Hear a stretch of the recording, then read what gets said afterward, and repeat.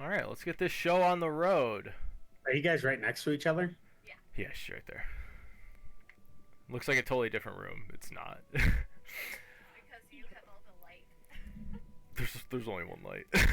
I just have a bunch of white screens on. Okay. Anyway, Wait, what do I need in front of me? My character sheet and the owlbear thing? do you have two screens or just one? Right now, you just need.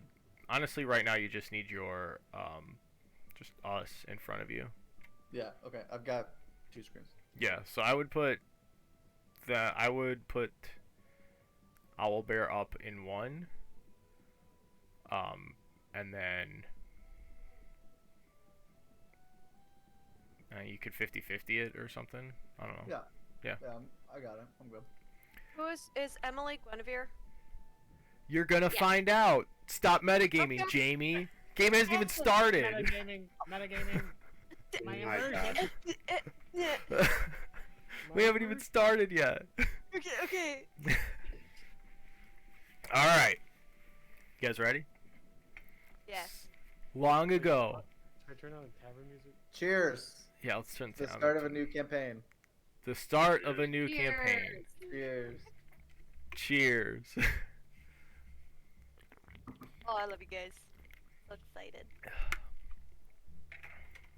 Alright, so long ago in the void of the universe there was only darkness and chaos.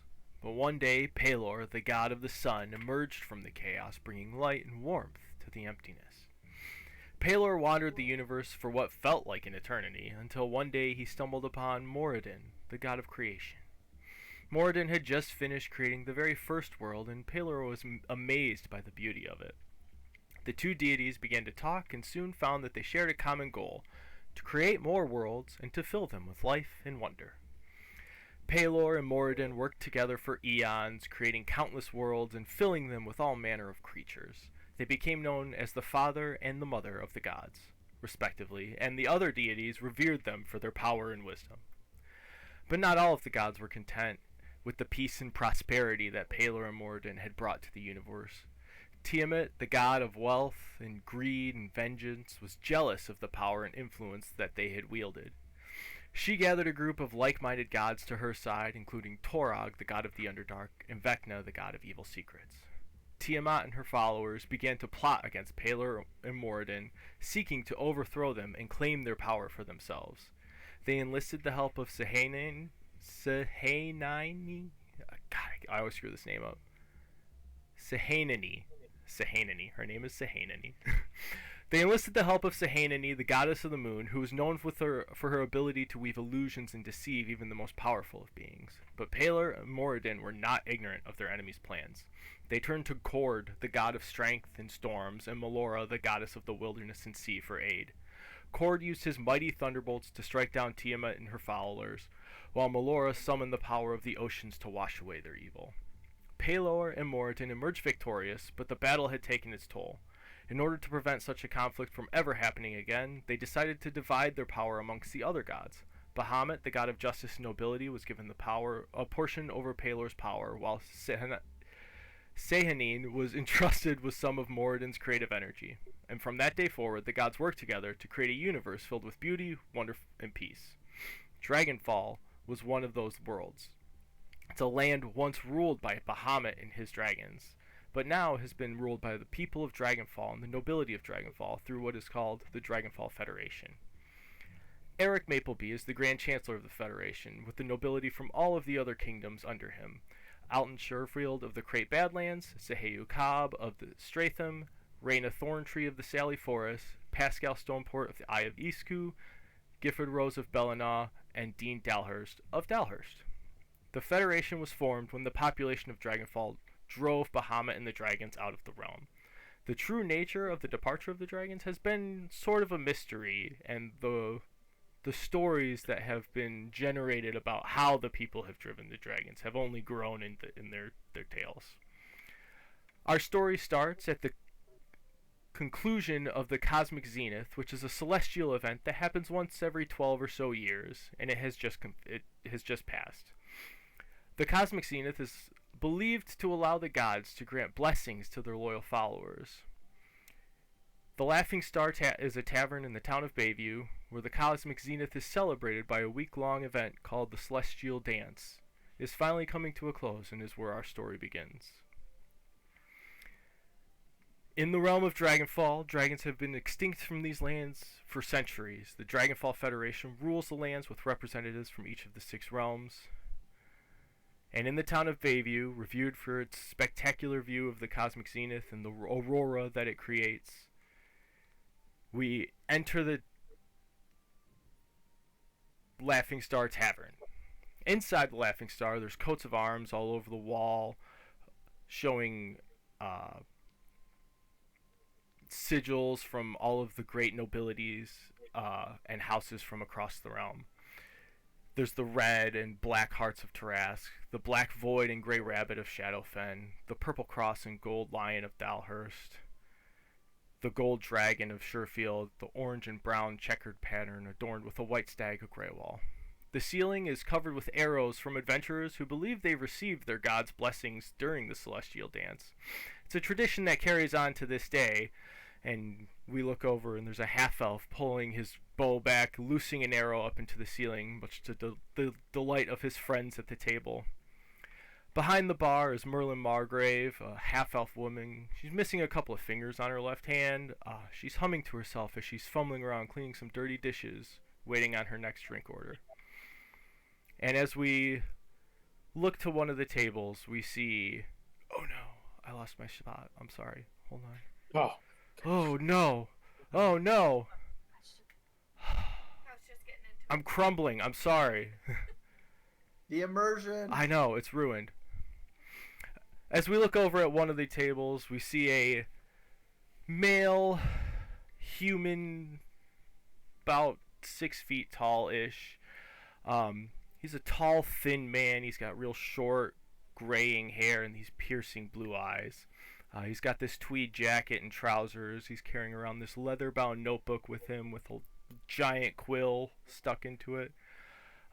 There's a cane leaned up against the table, even though he doesn't quite seem that he would need a cane. And sitting across from him, we have Jessica, if you would introduce your character. okay. Sitting across from, can I say his name? Sure. Sitting across from Alistair is a young, short gnome with long, wavy brown hair that comes down to her butt. She has vibrant ocean blue eyes and a sharp jawline with a cute little button nose. She's wearing a yellow vest with burnt orange pants and a matching pointy hat with a wide brim all the way around it. She's wearing a tan leather duster with orange trim and white accents. She carries around a black staff with turquoise crystals that transform into a violet at the peak. She also carries around a very large, thick, sand-colored book trimmed in black with a large clasp on it. Her name is Demi Upperskirt. Oh, Demi, I just had such a wonderful time with you up here at the Cosmic Zenith. The dance has been so nice to celebrate with you. I'm sorry we didn't find the book you were looking for, but it has been a pleasure being here with you. I can't with you doing that, looking at me. You guys looking back and forth at each other is killing. This is stupid.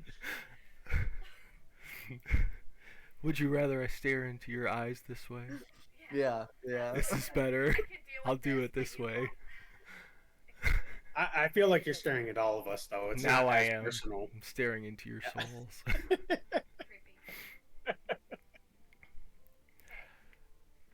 So it's about this time that we see walking in as they're finishing up the last little remnants of their meal. We see walking in a short amphibian looking creature. And Jamie, if you would like to introduce your character.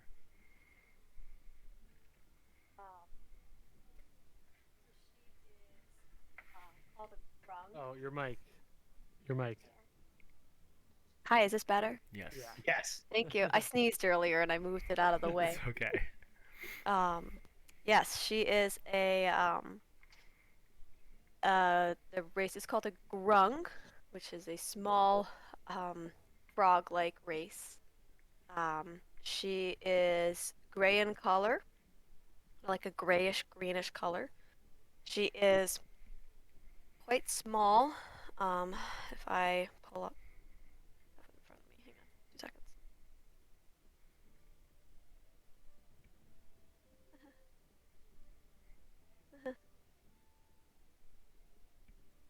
Okay, I also don't know D&D Beyond, so please bear with me. Bear with me. It's okay. Everybody's rusty. It's the first session. Where's my? Okay, I'm quite small. I believe I'm about 2.5 feet tall. Whoa. So That's I'm little. I'm a little frog, little frog. Um, and she has a large staff that she um uses while she's walking and seems to kind of hang onto it as a security blanket with one arm. And in her other arm, she carries uh, a tankard not unlike this one, that at this moment has a small amount of tea left in it. Um, she is barefooted with her webbed, sticky toes, making little Ew. noises on the floor. Um, she's wearing some very natural vestments that are adorned with leaves and um, other types of natural fibers. Um, she has some potions strapped to her side here, and some other containers strapped to her side, as well as a backpack. Um, and she has some kind of teal aqua eyes and a pendant around her neck. Um, and she meekly walks in the door. Her name is Fen. Fen? Just Fen. Just Fen. So Fen, if you want to take your spot at a table, feel free. Gonna go all the way over here and sit by herself. Okay. And you have your own tankard with something to drink in there. As I sit down, I pull out of one pouch some leaves and some herbs in one hand, and I open up um, what's the word I'm looking for? Like a water skin. Yes, thank you. You're welcome. Like a water skin, and um, uh, an animated bubble of water comes out and joins with the leaves and herbs in my right hand, and it starts to become this light brown mixture full of tannins. And then the animated bulb goes into my tankard, drops off the now tea that has steeped, and then separates itself from the tea and goes back into its water skin, where I tighten it back up and reattach it to my frog. So Guess I wouldn't say my person. one of the waitresses comes over, this little tiefling girl with these spiral horns and this rough red hair tied back into a ponytail. She comes over. Can I get you anything to eat, to drink? Um, what do you have for food? Oh, the chef's got a very wonderful beef stew tonight. Beef stew. Um, do you do you have do you have Huh? anything do you have anything with insects? I'm sure we can pull some bugs out from underneath the rungs in the back if you need a bug. I would, if it's not too much trouble, I'd really, that would, if it's too much trouble though, that's okay. That's okay. I'll just, my tea will be enough. That's okay. I'll see what the guys in the back can do for you. And she turns around and walks off to the back kitchen. After she's already out of earshot, I said, thank you. Sorry. Thank you. Sorry. So it's about this time, after Fen has taken her seat and Demi is enjoying her meal, that we see a half orc walk through the front door. Tall, muscular. And if Corey you would like to introduce your character. Yeah, so my character is a tall, pale, half orc, very muscular, and he wears a cloak on his back, kind of like almost like a dune skirt, and let's see, kind of like a sash around his neck just to protect from like dust and stuff like that from travels. Pretty rugged looking, a lot of wear on his clothes, and you can tell he's been traveling quite a bit. And he also wears goggles. Again, kind of going with the whole dusty traveling through hard landscape, protecting his eyes. And last night he did some drinking, so he's feeling pretty good right now. But yeah, that's Lugdosh. All right, so as you go find your spot at a table, a dwarf sitting at one of the table looks over at you and says, "Oi, you want a little wager?" Absolutely.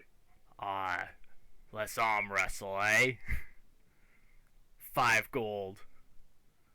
Sure thing. Let's do it. All right, roll a. Oh, wait. Oh, wait, no, I can't. All right, 1 gold, eh? How about a round of drinks? Round of drinks. Let's do it. Round of drinks. All right, roll a strength check.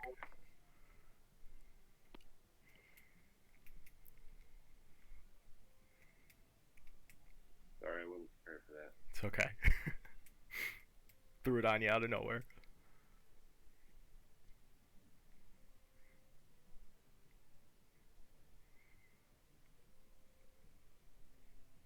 How do you spell your character's name? Lugdash. I don't know how to do the checks and stuff like that on here, Mike. You should be able to just. Yeah, it's a d20 and then you add your strength modifier. Doing Bix. You can Is there a way to just roll a strength check like If you click on the ability itself, it should roll a strength check. Like if you click on the number Hang on, my dog is On dumb your- and forgot how to come in the door. on your character sheet. Okay. So 13. So you sit down to arm wrestle this little dwarf, and you're like, it's a dwarf. How hard could this be? He's just a little runt. You're like twice his size. And he's old. He's got white hair, his long white beard, braided with one of those little gold clasps at the bottom. You see him. You guys both line up to arm wrestle, and you start going. And you're sitting there, and you start giving it everything you got, and all of a sudden, he's starting to falter a little bit, starting to move, but then at the very last second, he just kind of gives you a coy smile, winks at you, and slams your arm back down as hard as he can on the other side of the table. You owe him 2 drinks, take off 2 silver, by the way. And you have been defeated by this little dwarf in an arm wrestling match. So while Lugdash is over there getting beat in an arm wrestling competition, walking through the door next is this blue tiefling. And if William, you would like to introduce your character walking into the tavern. Yeah, my character is a little over 6 foot. I have white hair, 4 white horns coming out of the front of my head, and white eyes. I'm wearing a sturdy cloak, but nothing extravagant. It's all pretty plain. And I don't have a whole lot of possessions with me. Just a tankard with a stern-looking face on it, just kind of tucked into a pouch and my clothes. It's my character is Atir Kumpari. And are you traveling with anybody? No, not right now. Not right now. Okay. Yeah, So just you're because just I don't want to have to try and go through that description too. I'd have No. to find them. That's all. It's all good. So yeah, you go ahead and grab a spot up at the bar, and Merwin looks at you and, can I get you anything, dear? Am I in purple? Yeah, you are purple today. On a dog, but pretend like you're not. Okay. I need to put this over here. This is why I did this. Yes, I would like just one drink. One drink coming up. She turns around. She goes into the bar and grabs a bottle of what you presume to be whiskey. Pops the cork off, pours you a glass, slides down the bar to you. Anything to eat for you? No, I'm good. Just getting my wits about me. All right. How much is that drink? That'll be 1 silver. Okay.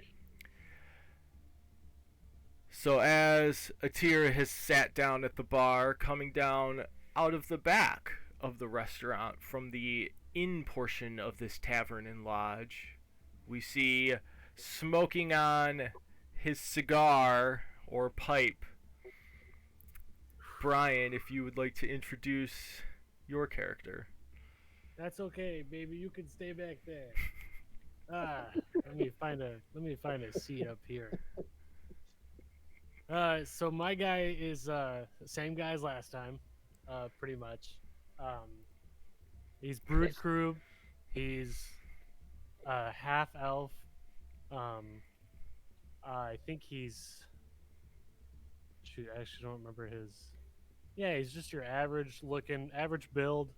He's 5'10". He's yeah, he's a good looking dude. He's got beautiful piercing eyes.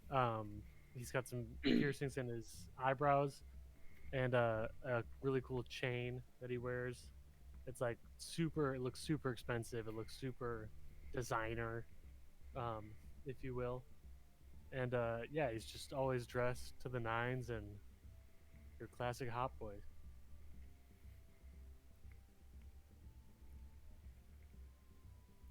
Would you like to go up and play with the band?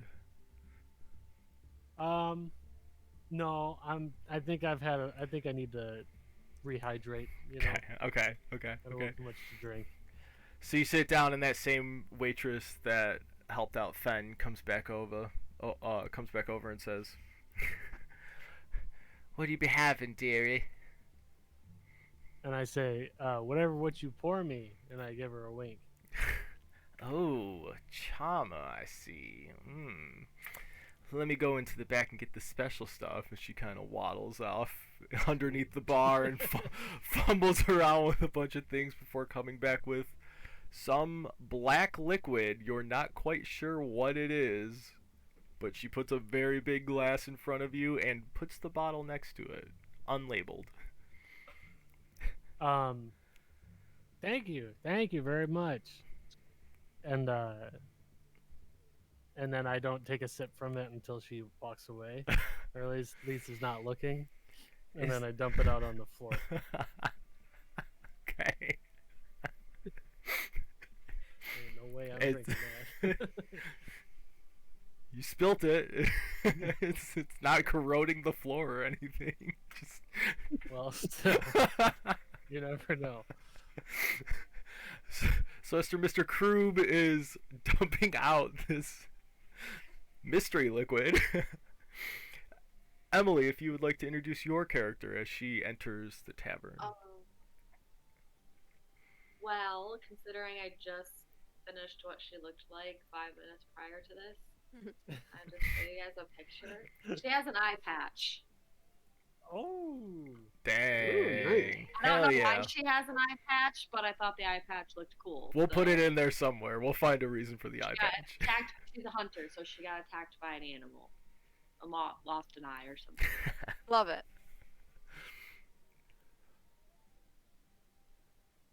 that it? Uh, Do you want to describe what she looks like other than just the picture? she's got fiery red hair, Nice. pale skin, and she's I think average height. I don't remember what the character sheet said, but What race is she? yeah, I think that's it. What race is she? Is she human? She's a half elf. Half elf? Got some pointy ears to her. What's her name? Guinevere. Guinevere. So Guinevere walks in. I'm assuming you would want to sit with the other patrons of the bar who are shooting arrows up at the ceiling. Maybe find a spot cozying with them. Can I move wherever? Yeah, you can go wherever. Who's the purple? Me. And who's the other guy with the hat? That's Jess. That's Jeff. That's Demi. I'm gonna sit by this.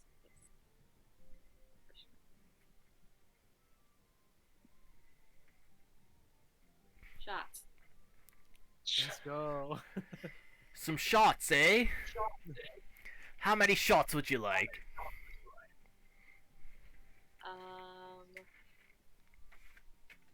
One for everybody in the room. Let's go. Buying the Walk up to tavern a bar. round of shots. Ladies and gentlemen of the Laughing Star Tavern, this fine young woman is buying everybody shots.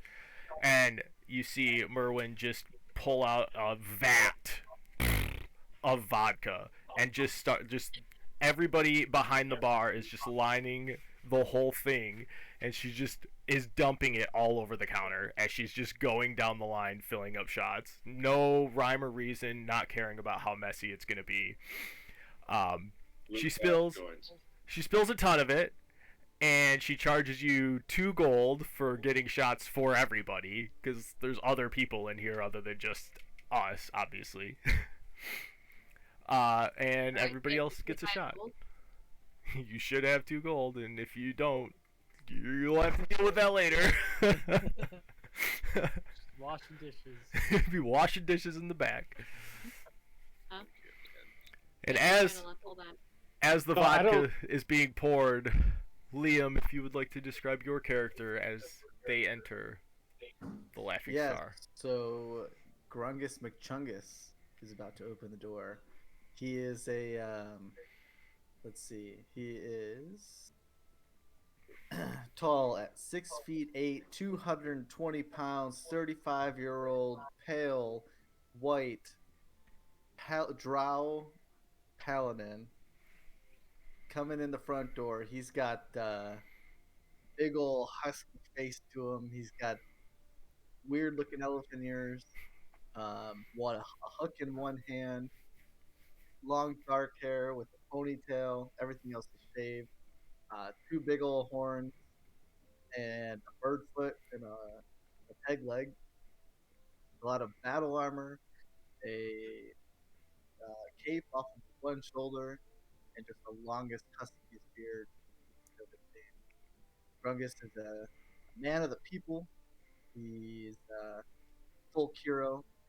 Seen his bad days. He's had good days, and he's come out victorious. And everyone looks up to him. He fits in well with the common folk. And but there's also a little mystery to him. Got Nice. a little something behind him that no one's really sure what's going on. It's just a mission that he has for himself.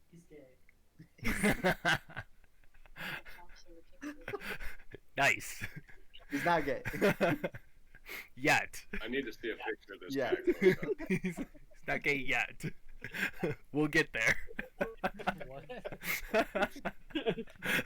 That was Nolan chiming in. Yeah. Oh. Hi, Nolan. Alright, so as Grungus walks in, shots are being poured out onto the to the bar. As Guinevere has bought the entire Laughing Star Tavern a round of shots. The music is starting to liven up. Everybody's getting happy. Food's getting served to all the patrons who have ordered food.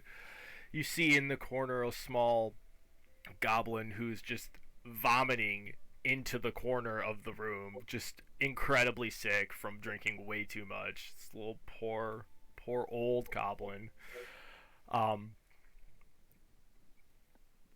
And after an hour or so of sitting and enjoying your time in the tavern, Me? everybody. Do I get to do anything? Yeah, what else would you like to do in the tavern? Everyone else did. Everyone Everyone else got to do something. I got a Just- cutscene except for All I Liam. thought about was my entrance, and I don't get an entrance. I thought you were done with your entrance. I'm sorry. No, I was just introducing Oh, myself. all right, bring in your My entrance. guy's Come on standing in. at the door. Come on in. Come on in. Coming into the He's a tavern. Drunkus is a little slow. Just standing at the door. Also, I like that your first name is the same as my race. That's fun. It's not gonna get confusing. No, not at all. It'll be totally fine. Drunkus McChungus. I heard there were shots being poured out here. Merwin is actively vat upside down pouring shots. She just kind of gives you this look as she's just dumping it out in front of you. Keep them coming, really? honey. And you know what? 2 rounds on me. 2 rounds on you. There are not enough shot glasses, so she just starts grabbing regular cups and starts filling them up. Let's go, honey. With this, she has grabbed a second gigantic vat to just start pouring out to everybody. She's like, I'm sitting in the corner looking very overwhelmed. it's the I want to last. say I'm getting awfully comfortable with Guinevere around here. She's looking mighty fine. And I'm gonna get to go her name soon. Get to go her name soon. I mean, it's the last day of the dance. If you guys just want to keep going crazy, you guys could just keep going crazy. This is what we expect on this day, and there are bottles, or there are glasses of just pure alcohol spread across the bar for everybody to start grabbing. I grabbed 2. Mm-hmm. She is so panicked, she forgets to charge you. Perfect. By the way, because they're so. Wasn't gonna pay for them anyway. She's too busy pouring them. She forgets to charge you. So as you guys are in the tavern, you've hung out for a little bit. You've ordered some food. All of a sudden, the band starts, their set starts winding down. They take a little bit of a break. And silence, kind of like an eerie silence, falls upon the bar as the door slams open. Boom! And a red dragonborn, flanked by 2 tall half-orcs, walks into the lodge.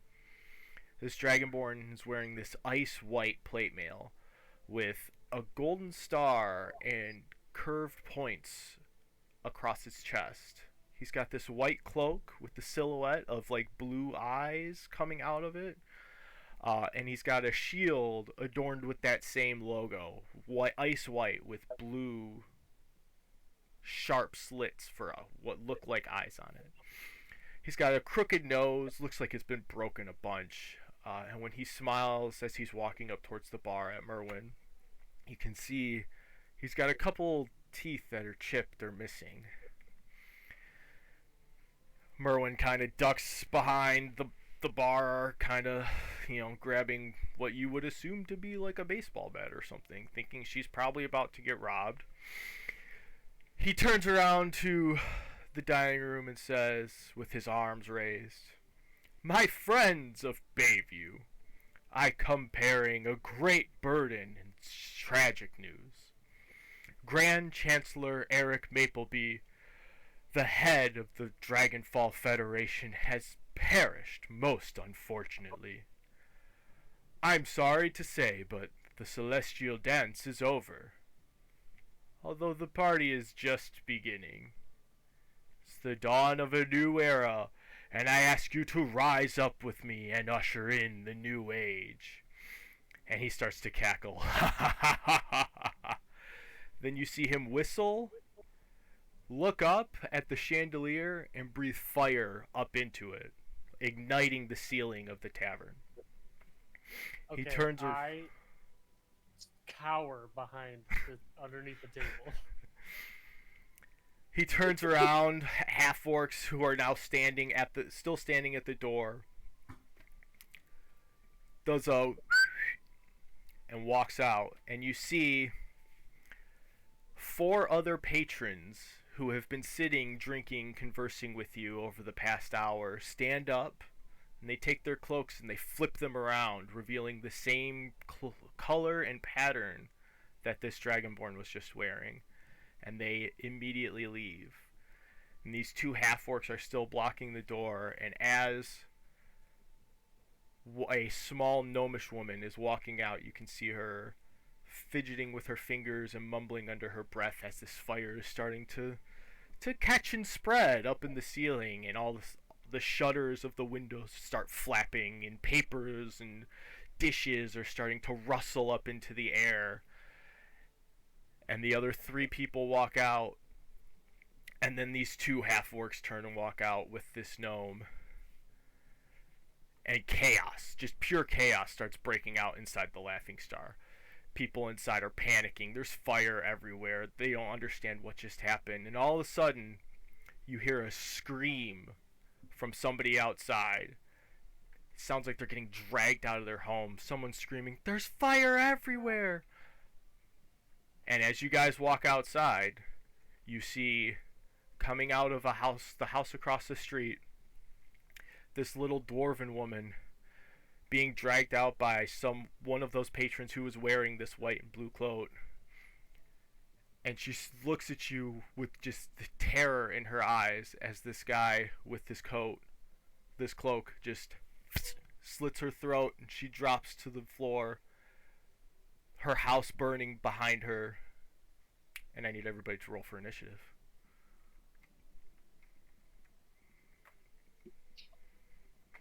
What are we rolling for? Initiative? You're rolling for initiative. What? Yes. That's not on my character sheet. And you want everyone to see the roll? I can see. I don't care where you roll it. You can roll it in your character sheet. You can roll it on. It's a D20 plus your Dex modifier, is what it is. Mine was an 18. Mm-hmm. 6. 3. Okay. Can I do anything with my character for 17. 17. What are you trying to do with your character? Just have him jump out the window in the pure chaos. Yeah. Because you said everyone walks up. Yeah. Okay. Yeah. Yeah! You can. Like that. Okay, Jess, initiative. I rolled a nat 20, Okay. so 22. Brood Krub, 6. Lugdash, I believe I rolled a 15. 12, maybe? Oh, plus your Dex. What are we Grungus, Right. Yeah. 3. Guinevere is still trying to roll. I need to roll for initiative. D20.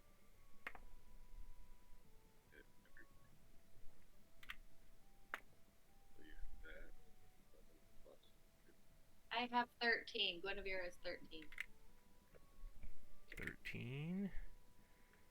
And... Okay. So, looking at this, you guys can move to where you would be in the tavern, or where you would be walking out of the tavern. And I will We haven't pull... established what's happening. Right? Like, what is... I will pull the fog back so you can see. Whoa. It's called initiative. Let's so We're getting go. ready to go into a battle. All that does is subtract the order of. So as you walk out, you see the 4 patrons who have flipped their cloaks. You see the red dragonborn. Looks like he is walking into or underneath a awning, like a pavilion that is heading down towards the harbor. He is flanked by both of his half orcs.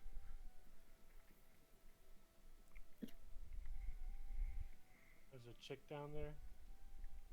So yes, the one who was muttering to herself as she was walking out of the tavern is the one that's down by the fountain. I broke my legs as I fell out the window, so I'm limping. Catch up. You are limping. Okay. You already have a cane. Who has the cane? The guy who has a cane is a non-combatant and is panicking inside of the tavern right now. That's Brian, Oh, right? Alistair? That's Alistair. Would I be able to go into the fountain? At some, That's I mean, something- you can go sit in the fountain. Yeah, it's a big Okay. fountain, right? It's Okay. 15 by 15. Yeah, I mean, if I'm so You can't real, get there I'm- right now. Like you are restricted to these The entrance there. Okay. yeah, this three if by I'm so three real, square I'm of 9.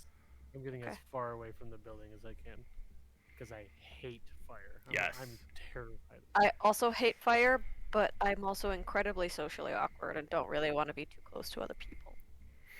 Brute Croup, I need you to help carry me because I broke my leg. Okay, so No. Yes. starting our initiative order, Demi is up first. What are you doing? You What's see the background this. music? I don't know. You see the. Oh, I have to change the background music. Good call. Oh yeah, here. I got it. Do that. They can Yeah, it can't be peaceful. How do I go next? Yay. Like this. Is it plus next? Nice. Okay. Nice Skyrim music, huh? I like it. Classic. You gotta. Upset that I got first because I don't know what I want to do. So you have walked out of the Laughing Star. You see these 4 people, all of which who are wearing the same cloak as the guy who set it on fire.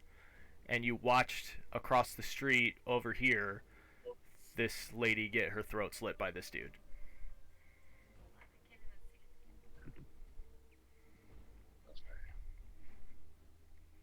I can't even see. Yeah, I don't know what I want to do.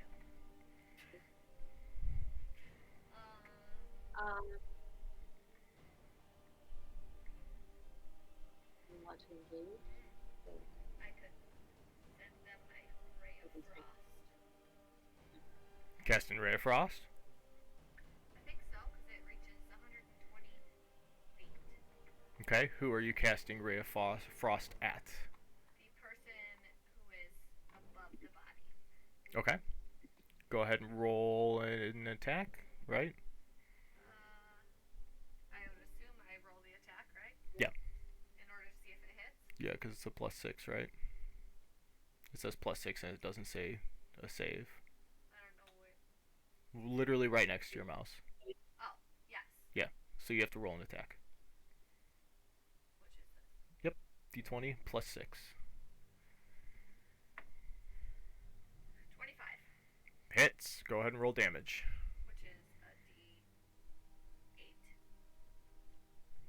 Am I reading this right? Yes. Okay. Probably. I don't know if I can get to your character sheet It's fine. easily anywhere. Literally have it right here. Oh, that's bad. A 1. 1 point of damage. Oh no, I don't get that. So you also have a bonus action and movement if you would like to move. Where do you see bonus? So if you go to actions, Oh, I'm under spells. Yep. I wonder why I can't see what I'm doing.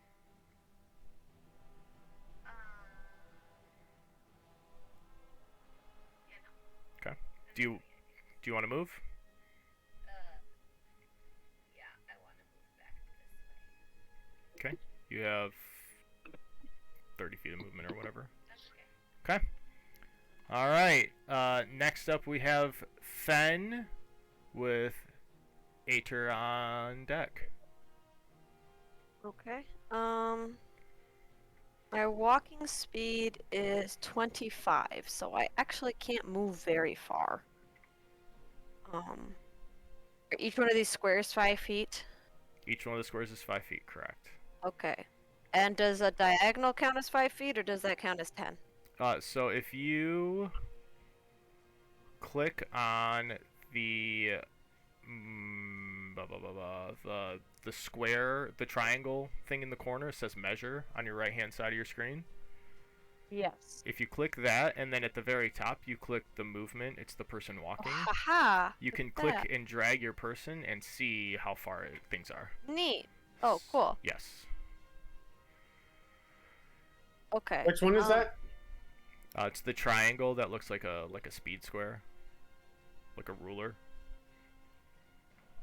Question: where do you find walking speed? Oh, I found it. Never mind.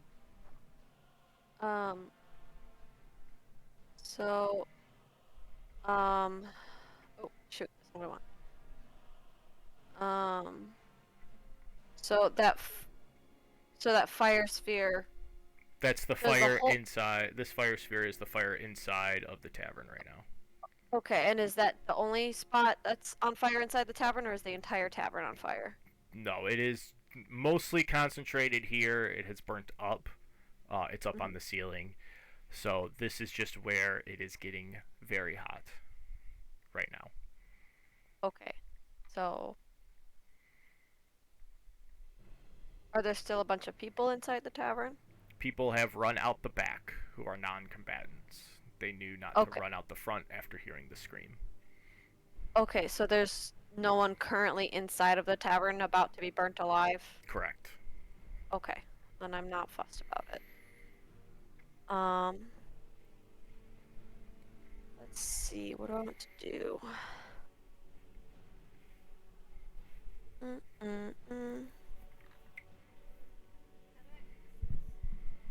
Click on me. Click on me.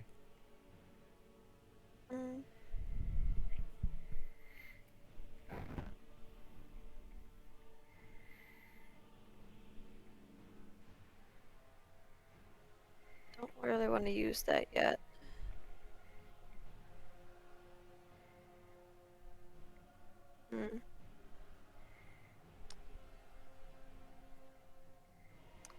I'm actually not. I don't know if I actually want to do very much yet, as much as I just want to get out of the. You can hold or ready an action if you don't want to do it right now. What do you mean by that? So like if you have a spell or a weapon attack that you want to do, but the conditions aren't met for it, you can specify the conditions, right? Like if you want to wait until somebody walks up to you and then smack them in the face with your staff, you can get it ready. Like you can ready the action of smacking someone in the face when they get into melee if they get into melee range on your turn. And use that as my action for like this turn. Yes. Okay. You know what? I'm still not gonna do that. I am just gonna move outside the tavern, and I'm still kind of hugging the wall because I'm still scared to be out and about. Okay. Ideally, I want to get to this fountain so I can be in the water. Okay. But I can't go that far. I'm not that fast. Which You can dash. I can dash? Yeah, so you can use your action to dash, which will double your movement speed. Oh, bet. Well then, no. Cool, then I'm gonna do that, and I'm gonna sit in the fountain. Okay. I'm gonna sit over here, though. Okay. And I'll say you have 3/4 cover in the fountain. Because it's got some walls to it, and you're a frog in the water. And I'm also small. I found my actual size. Description. I am 2'8" and 25 pounds. Okay, little thing. Small. Alright. Is that your turn? That's my turn, yeah. Okay. Ater is up with the bandits on deck. I am going to go up here and grapple with that bandit. Okay, grapple is a contested strength check, right? I believe so. Okay, go ahead and roll. I'm just gonna verify. I don't remember what grapple is. Oh, also, sorry, can I retcon that dash as a leap? Sure. Cool. I don't know if it matters, but I just, for RP purposes, I would like to be a frog doing a big old whoop Yeah, for into sure. the fountain. For sure, for sure, for sure. You do. Now, hop everywhere. when I What? grapple, I can still attack after, correct? Or is grappling my whole move? Grappling would be an action. It uses the attack action. Hold Okay. on. I have to find it.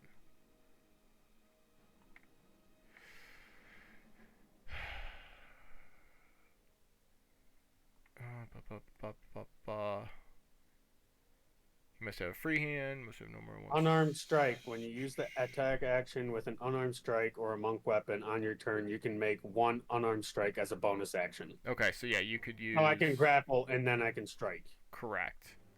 So you are going to grapple the guy standing there. Go ahead and roll strength or go and roll athletics. So a D20. Yes. Plus your athletics modifier. Okay. 18 plus 5. Yep. So he's grappled. Do I have a grappled thing? I do. Yeah.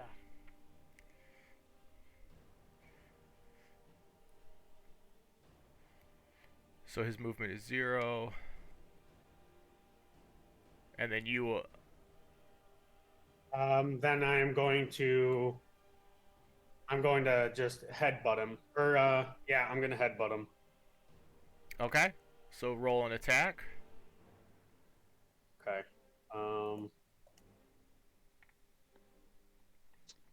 Alright, just another D20. Yep. Ooh, 6. 6 plus. Is that plus my... Hang on.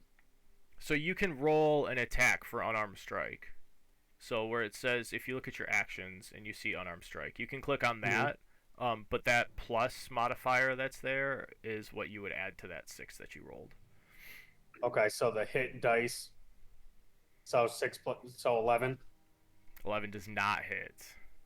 Okay. So you go to He's headbutt grappled him. anyways. Yeah, so you're holding on to him and you go to headbutt him and he just kind of ducks his head out of the way and you catch air and a little bit of shoulder, a little bit of collarbone. Is that your turn? Yep. I'm gonna just keep holding on to him. Okay. Grappled status 5e. Hold on, I gotta figure out what this.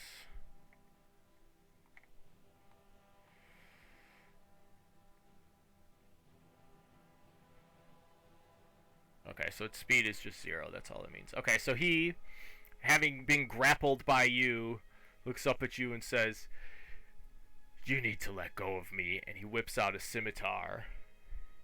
And he takes a swing at you for 6, which I'm assuming probably misses.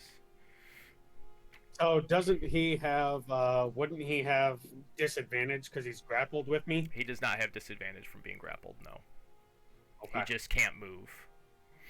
Gotcha. So he takes a swing with his scimitar, but you've got his shoulders. He doesn't really have the ability to kind of get a good swing, and he takes a whack, and he just doesn't connect with anything, catches air, and slams it on the ground. And that will be his turn. And then the guy over here who just slit some throats, he is going to, having seen that you grappled him, he's going to run up and he's going to try and shove you off and break the grapple. So you are going to make a athletics or strength check against him.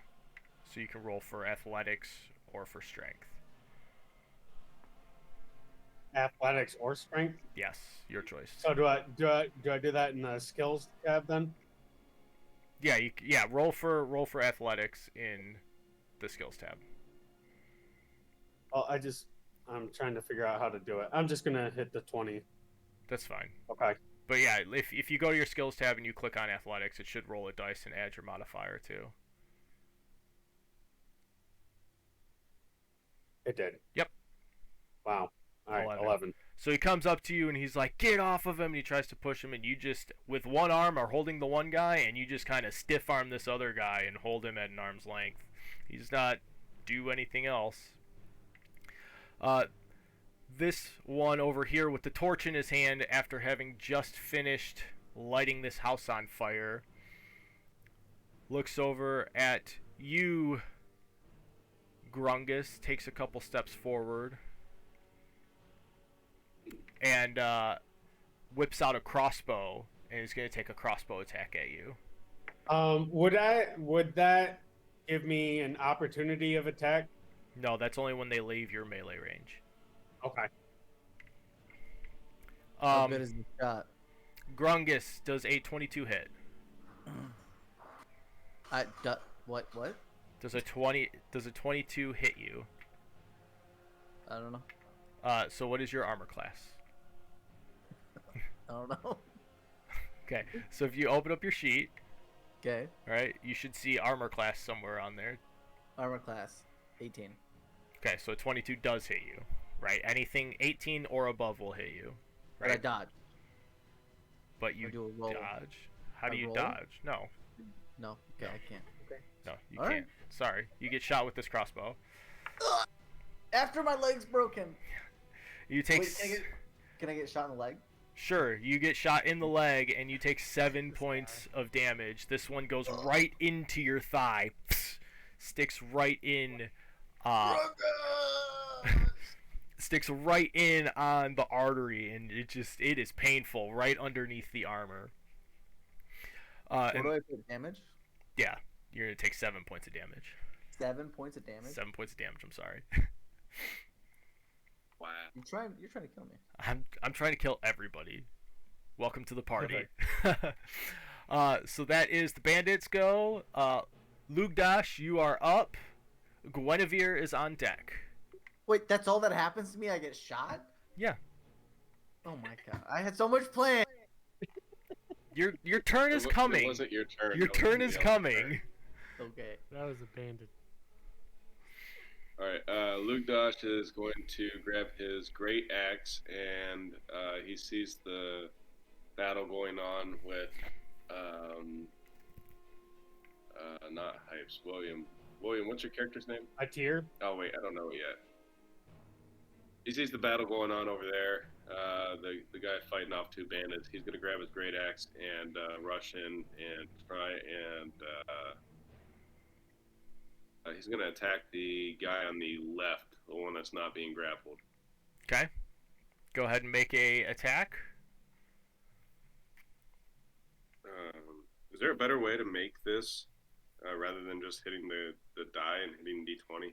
Or wait, So D12? if you go to your actions, is your great axe? Your great axe should be equipped, and you should be able to. If it's not, you can go into your inventory and equip it.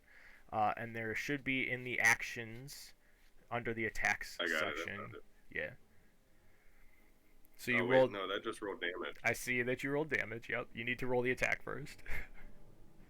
That's the D20? Yeah. Just So regular D20. that'll be like it'll say like +5 or +8 or plus whatever it is. It's the hit die. You want to roll the hit die first. I got you. Right, because you're rolling to see if you hit, and then once you do, you roll damage. Cool. Alright, that makes more sense. Alright, so 14? 14 hits. Go ahead and roll damage. You can't take that 8 because you didn't know if you hit yet. Alright, so you're not taking the 8? I'm not taking the 8. Alright, so damage. Roll better. Come on. Oh, it's another 8. All right. Nice. So you take your axe and you just run up and overhead chop this guy straight into his shoulder. He is looking very rough. That did not. That hurt him very, very badly. Does that complete your turn?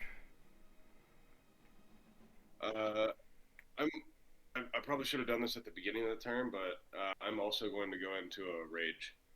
Okay. Yeah, I'm pissed off right now. That gives you something. I don't know what that gives you. So rage is a bonus action in a rage for up to 1 minute, a 10 rounds. You gain advantage on strength checks and saving throws, not attacks. +2 to melee damage with strength weapons. Okay, resistance to bludgeoning. Okay, so you would have. I will let you retroactively rage up because you probably would have raged before you ran in there and hit him, which gives you a Oh, plus. what a nice DM. Which gives you a +2 to damage, right? +2 to damage with strength weapons. Which is resistance to bludgeoning, piercing, slashing. So as you run up to this this poor guy, you take your great axe, overhead chop as you're running up, and you smash him in the shoulder, and it kind of gives a little bit. And by that I mean, like, you thought you were going to encounter resistance when you hit him in the shoulder, and you slice his arm off, and he collapses unconscious on the ground. Nice. Right here. Yeah, that dude's dead. Nice. That dude's dead. Guinevere, you are up next. I love. Okay, I have no idea what I'm allowed to do. You get an action, a bonus action, and your movement in one turn. I have a longbow and I have a, what's it called, a feat, where if I like shoot from a long distance and I miss, it doesn't give my spot away. That's if you're hidden, but you're not hidden. I mean, am I allowed to maneuver before I attack? Yeah. You can move up to your But movement also- at any amount of intervals before you do actions. 30 feet. So, like, you could move 5 But also feet, do bigger something. picture Here. Do we know what the bad guy's intentions are? See, you play like me. They're not My enemies thought until was they he's attack probably me. Captive. But are we like working as a team? I don't get that. You don't know anything yet. You don't know anything about why this guy walked into this bar at the end of this week-long party and set it on fire, or why the rest of the buildings are on fire, or why this poor lady across the street just had her throat slit. You have no idea. You've just walked into this. And are we allowed to talk to each other then? You can, on your turn, say something and someone can get a response, yes. But also, if we're in the middle of like beating the snot out of somebody or getting the snot beat out of us, it might not be a priority. Right, so each turn is like 6 seconds. My guy's Each going. round of combat, is like 6 seconds. So you have about 6 seconds of vocal talking each turn. Right, can I just shoot the guy that's right in front of me? Which guy? That's me. This guy? No, the guy.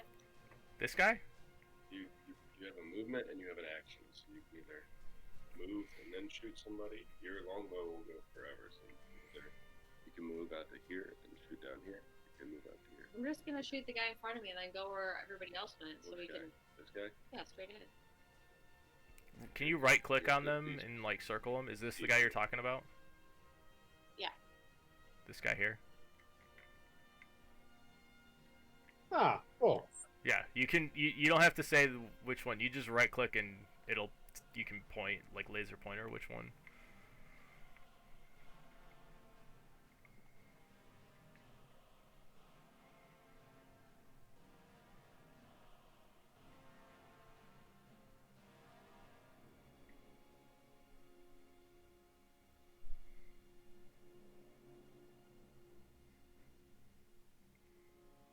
Our computer's frozen.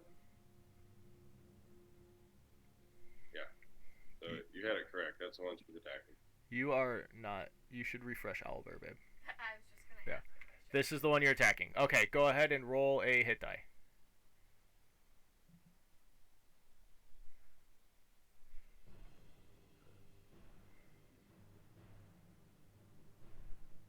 So you're going to do the longbow and then roll it. Oh wait, no, sorry. The longbow's right there, so you roll the hit die first. +4.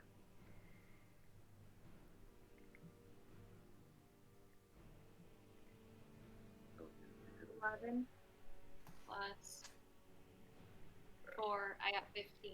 Okay, that hits. Go ahead and roll damage.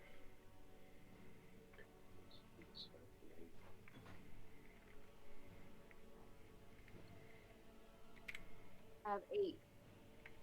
Alright, so you pull back, cock a bow, loose it, and you strike this guy right in his chest. He falls to his knees. He's not down yet, but he looks like he's pretty bruised and battered from that.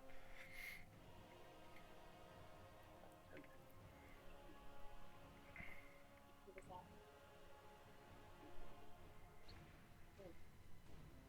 Okay, I think I'm done.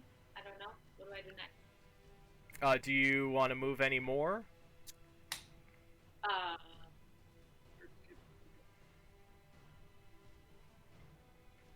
Or do you have a bonus action that you want to use?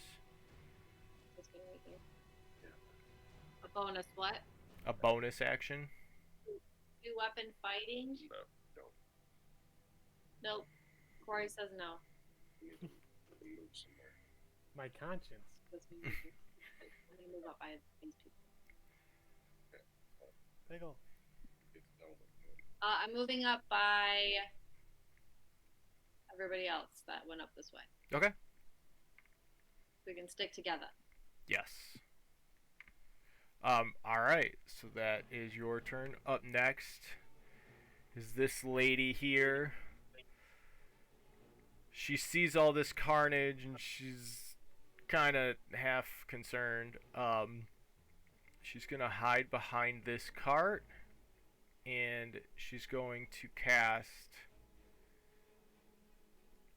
Bless 30 feet. Hold on. She's not gonna go to that cart. How far is this guy? She's gonna walk over here and cast Bless on these 3. Blessed? Blessed.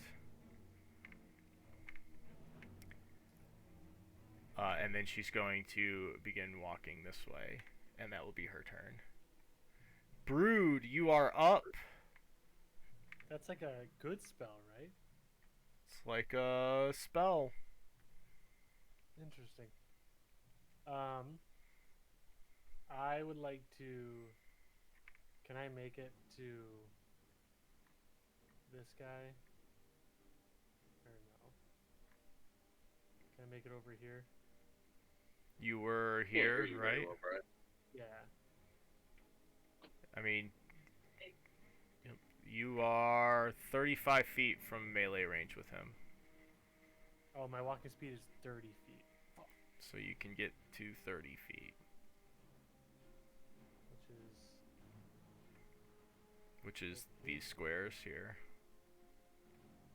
I think I'm messing up my owlbear controls. Okay. Well, I can't quite reach him, can I? Not quite. Not in melee range. You could ready an attack in case he walks forward.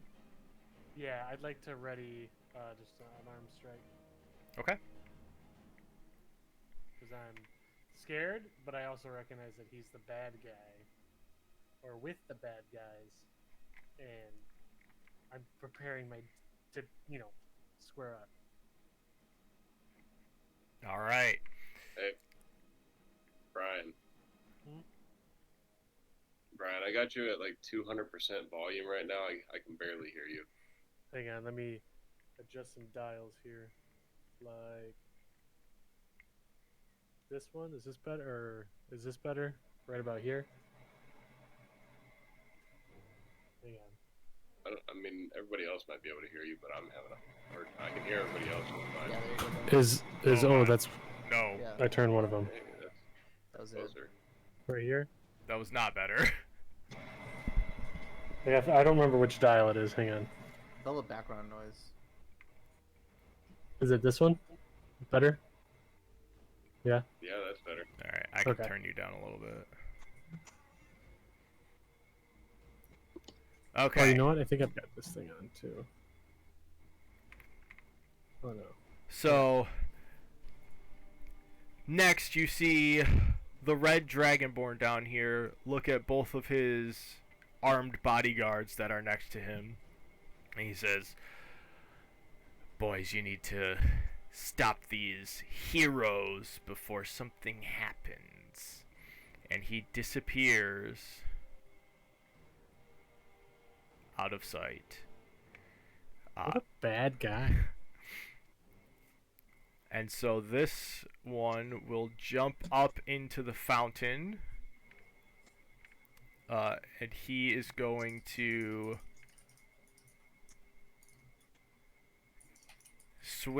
take his mace off of his hip and take a swing at you, Fen, for 10.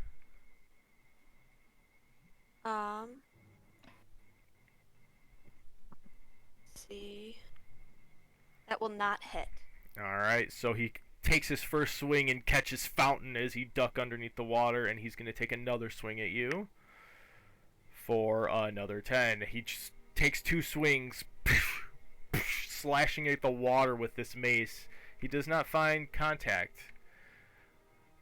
The other one will walk forward, trying to get to his friends, and pull out a crossbow and take a shot at you, Lugdash, as he saw that you were the one who I was gonna say, what am I doing? I'm just sitting in the fountain, trying to hide. You were the one that killed his friend or his companion, so he's gonna take a shot with this crossbow at you. 12. That misses. And he misses. Okay. So that will be their go. Grungus, you are up. Demi, you keep getting disconnected. I don't know why. I don't know why you're getting disconnected. So Grungus, you are up. Demi on deck. Fen in the hole.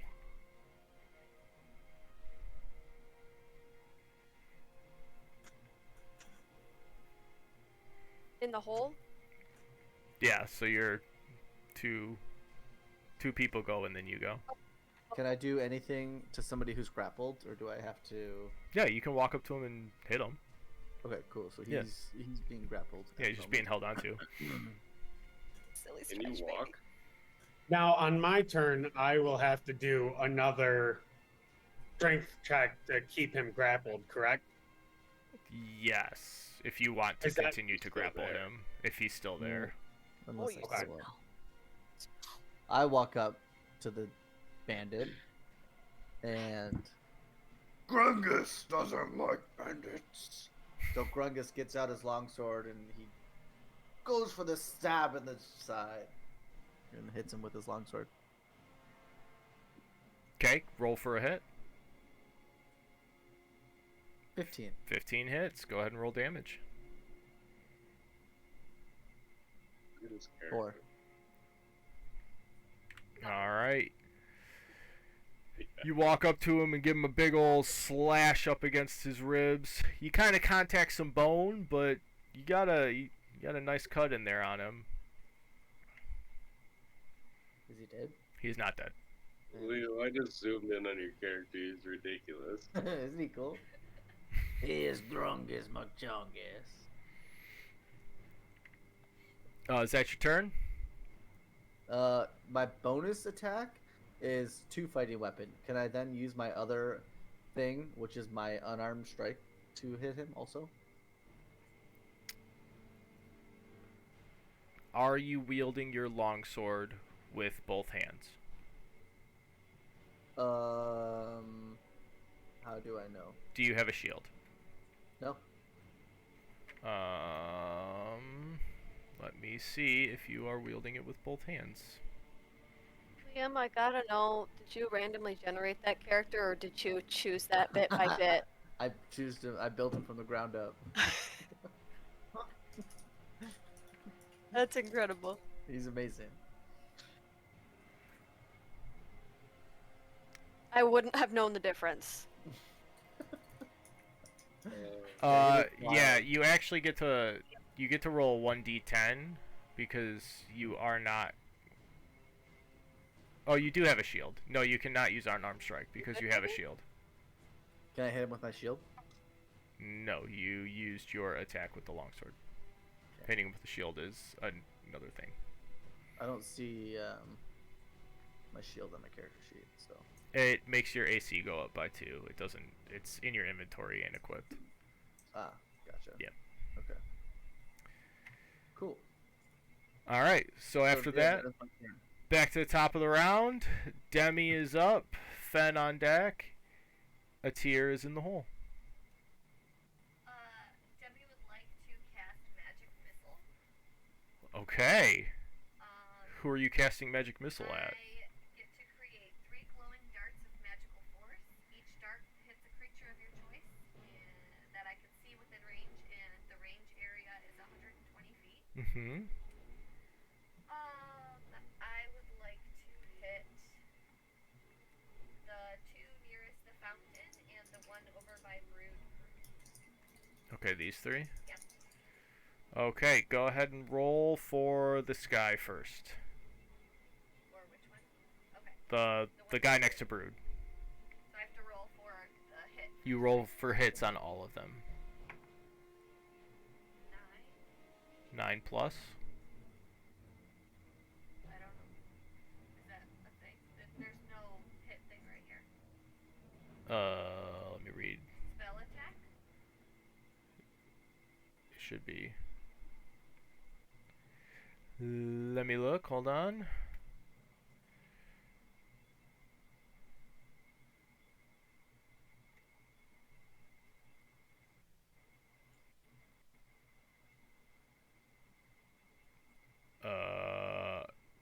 Do you just? This is just.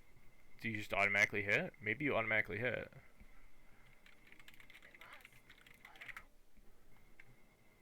Yep, automatically hits. Never mind. You don't have to roll a spell attack. So roll a d4 for hitting the guy next to Brood. Let's go. Alright.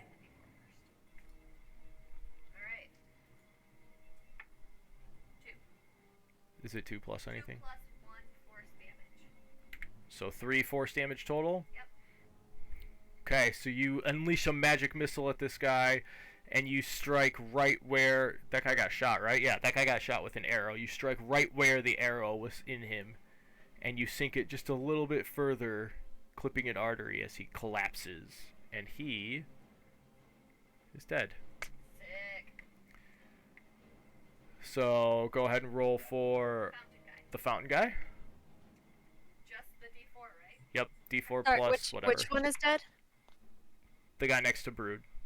Okay. I got a 4 plus 1, so 5. 5 damage. Yep.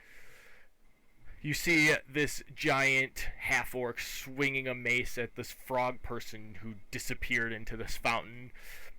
As he's just chopping at the water, all of a sudden, he gets hit off the side of the head with some magical force. He doesn't know where it came from, but he's not happy about it. Okay, and the other one? Alright, the last one is a 5 as well. You see this one starting to advance on you, and you throw a magic missile out at him. Hits him in the chest, causes him to stumble a little bit. He is very angry at you right now. Okay.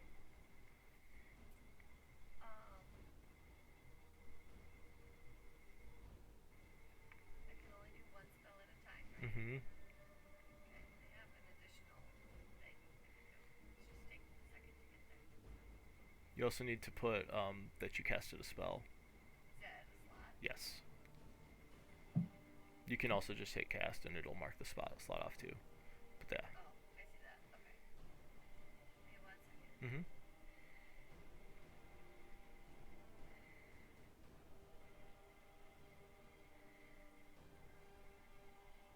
I don't think I can do anything because it only reaches 5 feet. So. Okay. I can move, right? You can move, yes. How far can I? Should be at the top of your sheet. 25 feet. Yep. I will move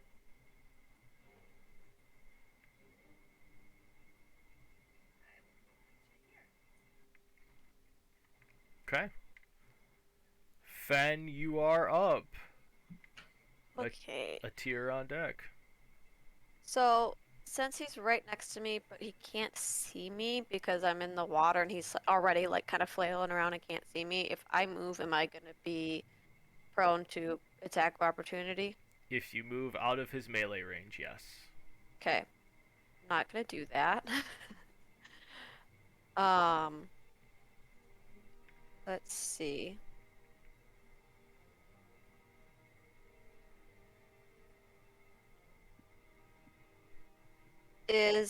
Okay. So he's also in the fountain with me, correct? Yes, he is standing knee deep in the water. Okay. And I'm like chin deep and just like tucking my head under. Yes.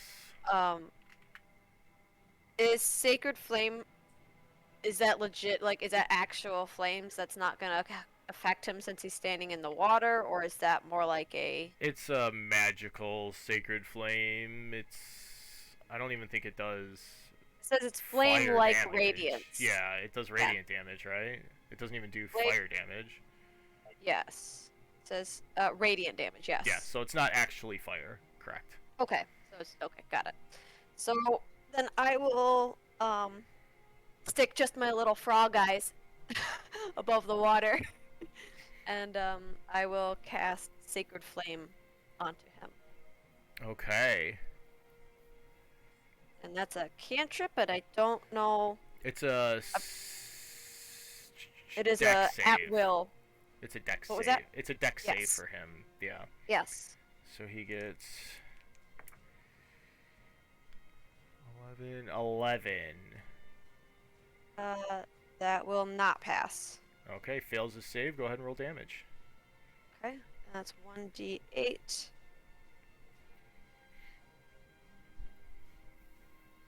Hey, Mike, just as an FYI, this is probably my last move.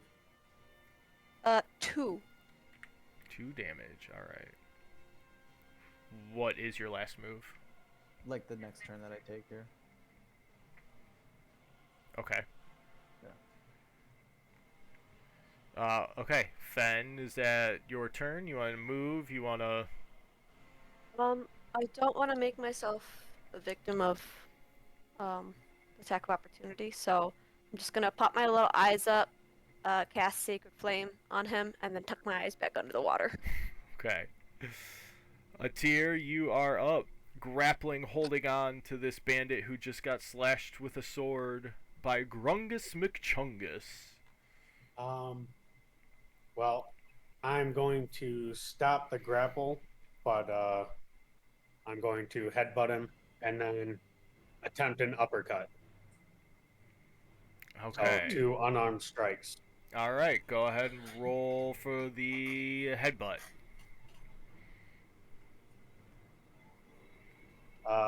23. 23 hits. And do you want me to roll for the other, the uppercut too?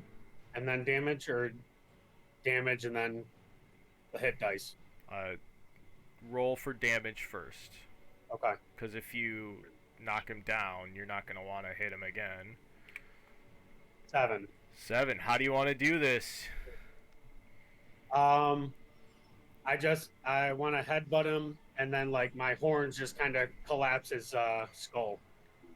Oh, collapse his skull and his brain starts seeping out of this void where your head has concaved his, and he collapses to the ground unconscious and dead. I hope that he's not conscious and dead. That would really suck. Brainless and dead. You said the dash, does that double your distance that I can move? It does, but you cannot dash because you just attacked. Okay. How do I see the distance that I'm going? So on the right, you'll have a measure tool. One of the options on the list of stuff on the right-hand side of the screen. It looks like a triangle. If you click that, and then at the very top, there will be a person walking, and then when you click and drag your character, it will tell you how far it's. There you go. Okay. I'm not within striking range of him, am I? No, because I think Brandon's token is actually supposed to be on the square above. It's just like Oh, offset, right? Like I think he's supposed to be yeah. on this square. Okay. I just am not quite sure how to fix it, to be honest with Okay. you. No big deal. I'll just be right where I am, and yeah, that's my move. Okay. Next we have Luke dash up, Guinevere on deck. Luke Dash is raging, and he's going to go ahead and follow the grapple here. The guy that was grappling and just smash some dude's face. I'm going to do another great axe on this dude. Let's go ahead and move. I was gonna say, can you get down there? You can move. I think I can move into the space within 5 feet of him. 30 feet, right? Yep. Yeah. Yep. Okay. Nice. Yeah. So another great axe attack. All right. Go ahead and roll to hit. 22. 22 hits. And damage. 15. 15 damage. You run up with a charge on this guy and slash into his armor, and you can see he is feeling pretty hurt after taking a big old great axe from a big old half orc the same size as him. Is that your turn? That's my turn. Yeah. All right. So, Guinevere, you are up next. How far am I from? Oh, wait, hold on there, Mike. Okay. That didn't add in my rage, so that was 15 plus 2 for the rage. Plus 2. Bonus. Good call. Good call. He is still struggling pretty hard. Even harder now. All right, Guinevere, you are up next. Am I from the bad guy? From this guy? 30 feet. I mean, I'm a longbow gal. Can I just finish him off with a longbow? Heck yeah, you can. My specialty. Heck yeah. Oh,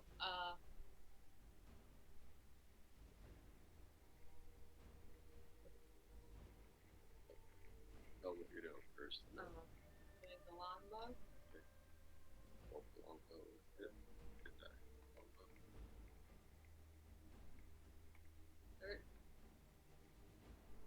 17.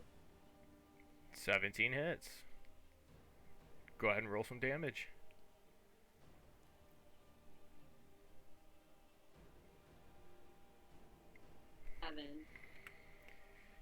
You I loosen mean, that could have been enough to finish him off, in my opinion. you loose an arrow at this guy who just took this huge great axe from this giant half orc that you've just met as well. You just line a shot as Luke Dash comes down, swinging his axe right over his shoulder. The arrow comes, hits him square in the chest. He is barely hanging on. He's bloodied and beaten. Do you want to move? You want to move? You can move.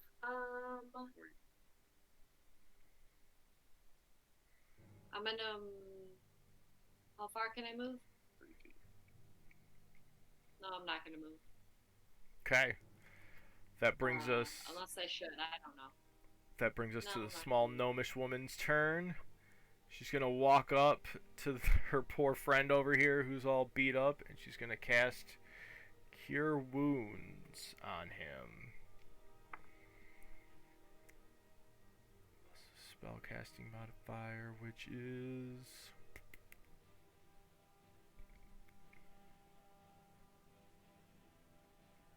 Who's she casting that on? This guy right here. The one that you just hit with the great axe. Yeah, sorry. So he will recover 7 points of healing. I'm She sorry. just healed him. Yes, she healed him.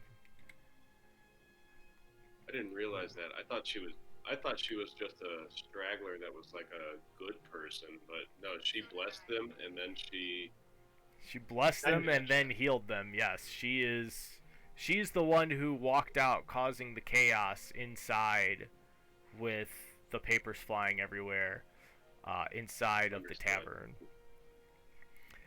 So she's going to heal him, and then she's got a little bit of movement left, and she's going to kind of try and skirt away.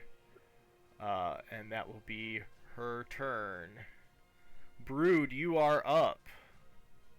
Okay. I don't want to fight anyone because they all seem really scary and stronger than me. So I would like to.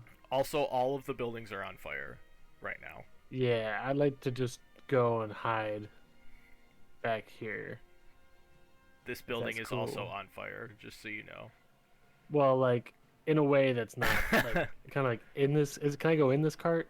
It's a merchant stall. This is like a tarp that would hold over the side, like a canopy. So you could like go like right here underneath this tarp. But I'm assuming the merchant's not in it, right?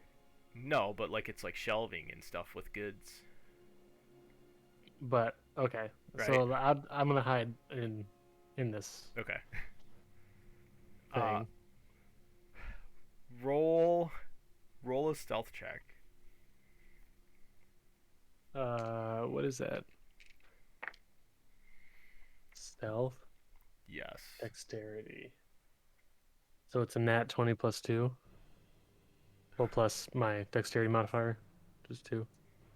Okay, you are hidden. No, wait, no. I mean, I'm asking, is that what dice I'm rolling? Oh, yes. A D20. D20, yes, D20 plus whatever your stealth skill is.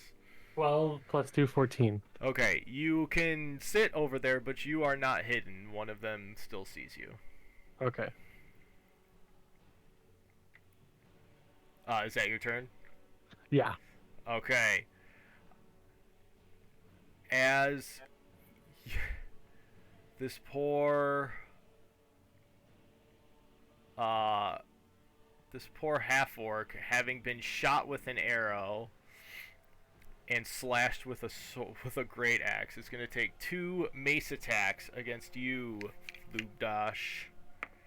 First one is an 8, which is probably going to miss, and the second one's a 15. 15 hits. 15 hits for 6 points of damage, bludgeoning damage. I don't know if you're resistant to bludgeoning damage or not. I am resistant to bludgeoning, piercing, slashing. Okay, so it's just half damage. 6 reduced to 3 damage. You take 3 damage from his hits, and he's just gonna stand strong and stand tall. His friend, seeing that he's getting a little kind of beat up over there, is actually going to move over and help him.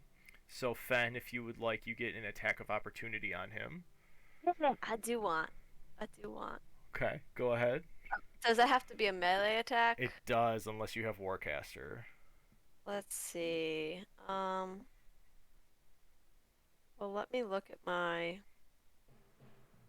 2 seconds. Okay.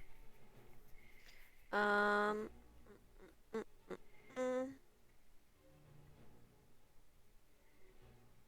Now, where do I see?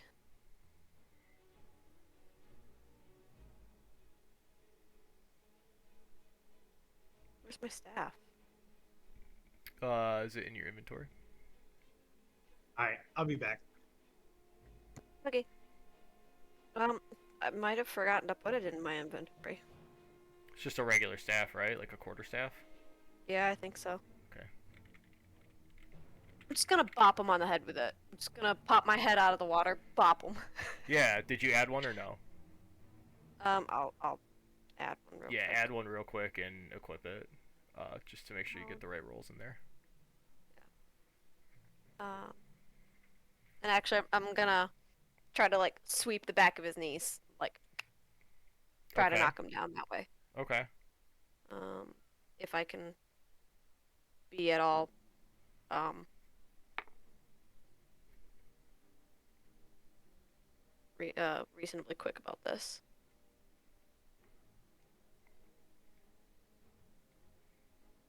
Yeah.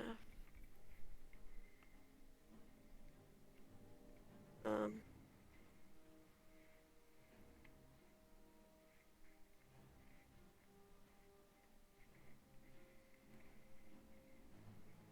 So there's a druidic focus and an arcane focus. Does it matter? Take the druidic, or take the arcane one. It doesn't really matter. Okay. Add to equipment. There we go. Okay. And then there it is. Haha. Okay. I have it equipped now.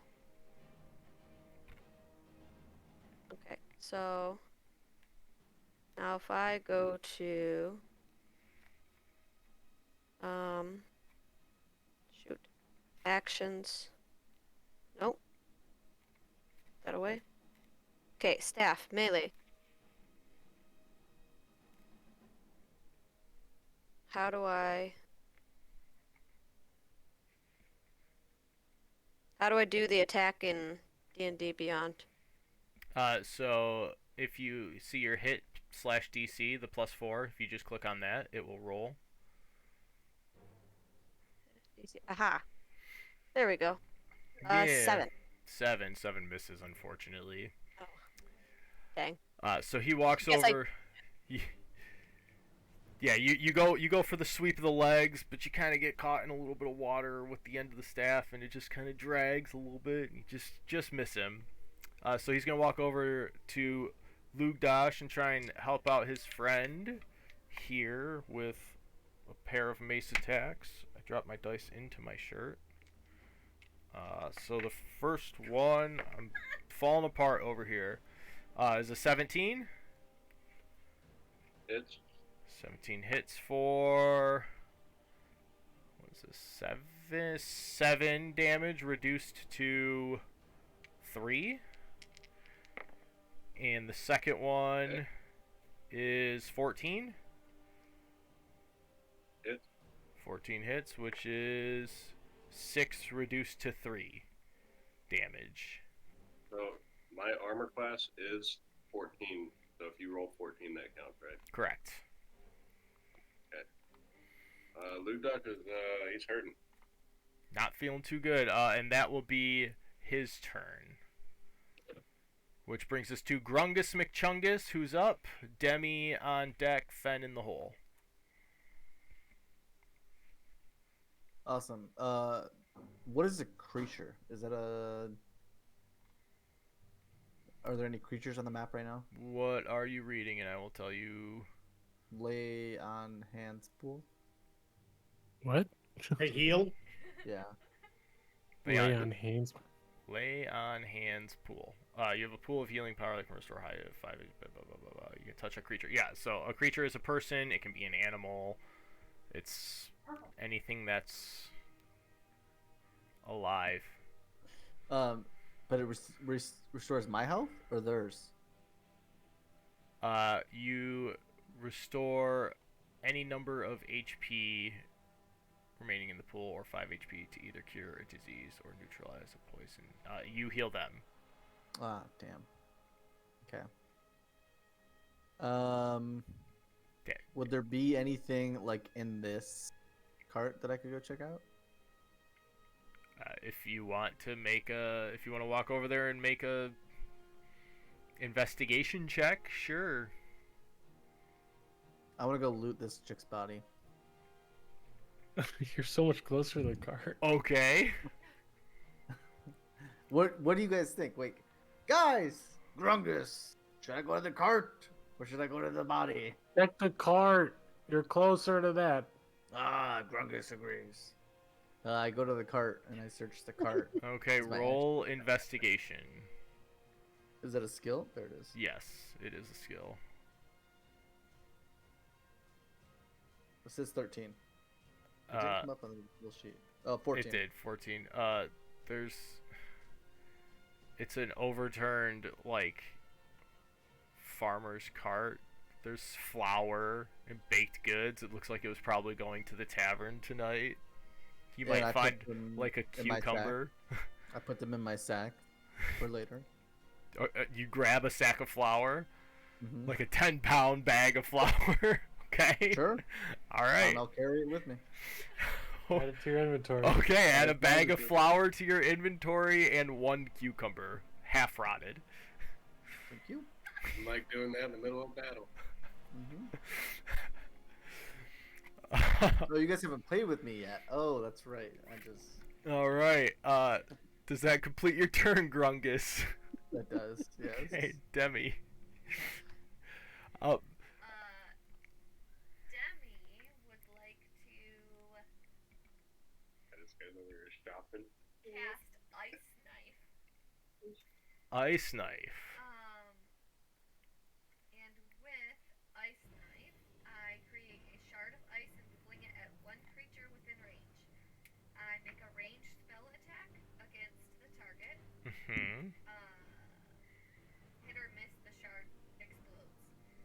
The target and each creature within 5 feet of it must succeed on a dexterity saving throw. So I'm going to aim for one of these 2 creatures together, Okay. and they are 5 feet apart from each other. Yes, so they are. That's what we're doing. So there's one that looks like the one you hit with the magic missile with the arrow sticking out of him that just got hit with the great axe, and then there's the other one that ate a magic missile and a sacred flame. He's not feeling too hurt. Which one do you want to throw the attack at? Doesn't it hit both of them? Oh, If I hit. one of them gets hit with it, and then the other one Okay. will I get the want to splash hit damage. The guy who's less hurt with it. Hit the guy who's less hurt. Okay, go ahead and roll an attack. Okay.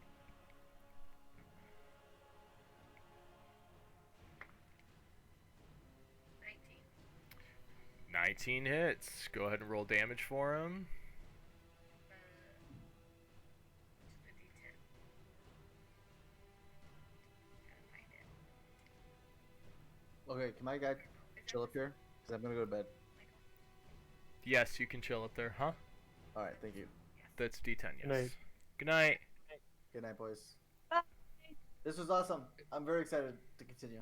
Good. Love you. Bye. Love you too. Bye. I got a 6. 6. Okay, so he's going to take 6 damage, and now I need Okay. a dexterity saving throw, correct? Dexterity saving throw, or take 2d6 cold damage. Okay, Lugdash, I need you to make a dexterity saving throw, please. Why? Because he's within 5 feet of this guy. Oh no. Each creature. Each Ooh. creature! Uh-oh. Uh-oh is right. And I believe you have advantage because you are raging, correct? You get an advantage on dexterity saving throws? Or is it dexterity checks? look it up.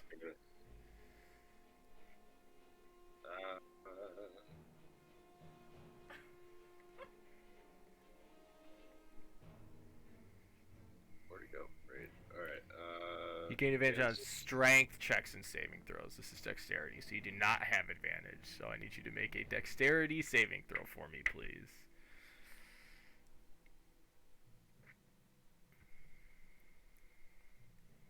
$20. 20. Oh wait, no, that's a check. That's not a That's save. that's How do fine. I- You rolled a 17. I think you probably are. Let's see if you're proficient in it. It is. You are not proficient. It's the same thing. It would have been the same roll. You have a +3 on your saving throw for dexterity too. So you save. What is the DC? I think. What? What's the DC? I don't know what that means. 14. So the super injured one, the one you did not throw this at, failed. Can you roll 2d6 for damage for him? Yes. I would love to. Let me find. Oh wait, he gets. Hold on. Don't do it yet. Because he's blessed, so he gets a. I have to remember. Blessed. He's blessed. He gets a D4.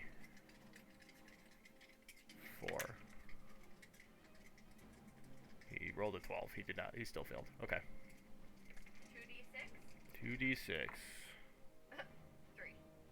Okay. All right. So next we have Fen. What about Alright. the other guy? He succeeded on his saving throw. What about the other guy? One of them succeeded, and they both succeeded. Actually, no. One of them succeeded. One of them failed. Okay. The one you hit with the spell succeeded on his save. The one you did not hit with the spell failed on the saving throw, which is who you just rolled for. Correct. And what happened? He took 3 points of damage. Is he hurting? Yes, he's been hurting. He's got an arrow sticking out of him. He took an axe to the face. He got healed a little bit. Now he's taken some splash damage from this So exploding now- ice knife. I get to move 25 feet. I would like to move 1, 2, 3,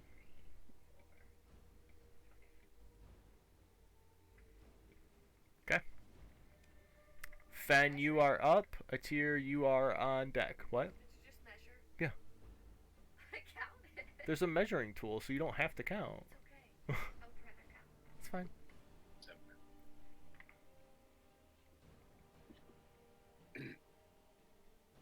Fen, you are up. We just have to kill these guys, and then we can Jamie, be done. Yes, sorry. you're Hi. up. Sorry. I just put a deposit down on my next puppy, and I'm very excited about it. Let's go. They're a Nice. week old today, Nice. so she was sending me pictures, and I got lost in puppyland. So sorry. You're saying you gotta learn your character's name. Fen. Fen, it's your turn. Okay.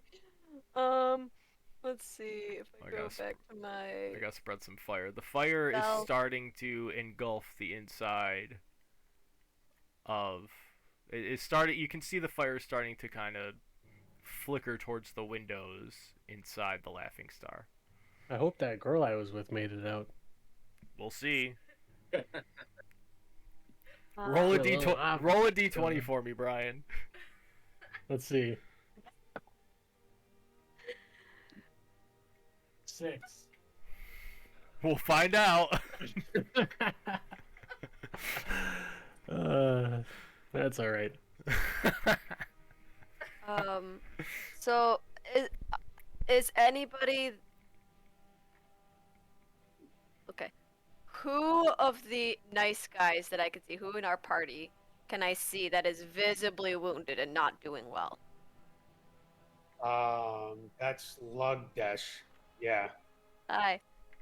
Can I cast Healing Word on Lugdash? Sure. Yeah. Okay. So... Go ahead and roll your d4. Add your spellcasting modifier, I believe it is. No, you have another thing for it because of healer. You have extra bonuses to it. Shoot, where did it go?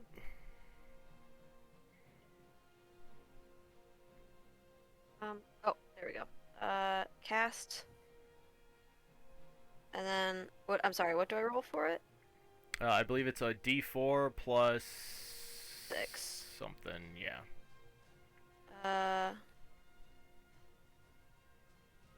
Oh shoot, that's not what I wanted to do. Yeah, no, that is what I wanted to do. That was a 1 plus 6. That's 7. So 7 points of healing to you, Lugdash. Lugdash.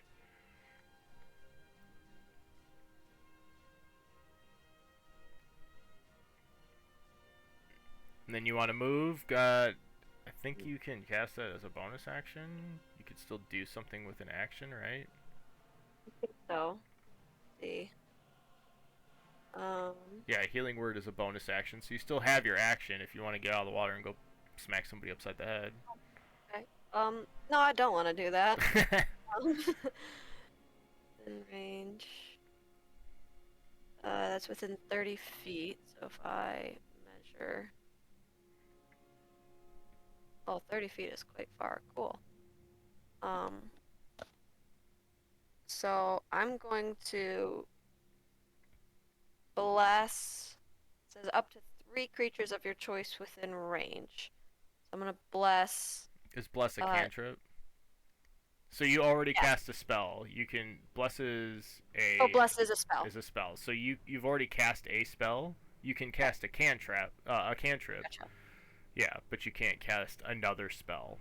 Gotcha. Even if one was a bonus action. Correct. So like you can Okay. you could still cast like Sacred Flame, Spare the Dying, or Mending, because those are all cantrips that you know, right? Gotcha. Well, those 2 I would have to touch, and I guess. Let's see. Nobody has 0 hit points.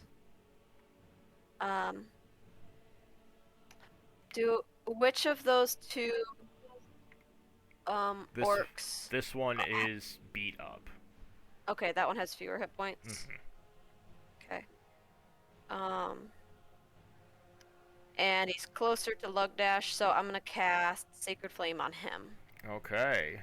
Dexterity save is a 5. Fails. Go ahead and roll damage. Okay, so it's 8. It's gonna be again a 2. All right. Oh, I guess I can do that. Yep. For next time. Yeah. Does that complete your turn? Yes. All right. Atir is up. Lugdash on deck. Guinevere in the hole. Is my turn? Yes. Okay, I am going to move here, and I'm going to attack this guy Okay. with 2 unarmed strikes. Okay. Make your first. Damn it. 10? Misses. Reach out Okay. with a punch, and he just kind of dodges it. 7. 7 also misses. You come up at him, trying to flank on the side with Lugdash, give him 2 big strong hits, and he ducks out of the way of both of them. You swing and catch air. Terrible. Brutal. Lugdash, you are up. Guinevere on deck.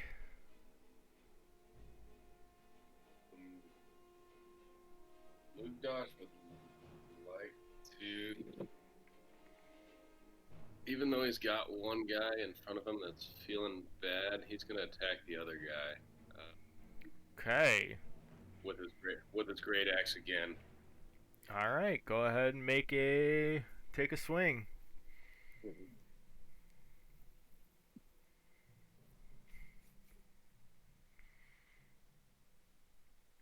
20 20 hits. and 13. Up to 15 because of rage, correct? Yeah, you're correct. All right. Yeah, you take a chop at a horizontal chop as you move sideways in front of this guy, and your axe just catches his rib cage and it embeds deep inside his stomach. His core is blood is starting to pour outside of the side of him where your axe has made contact. He is looking just as rough as his friend is. Yeah, they're both feeling good now. Guinevere, you are up if that's the end of your turn. Question. So, hold on.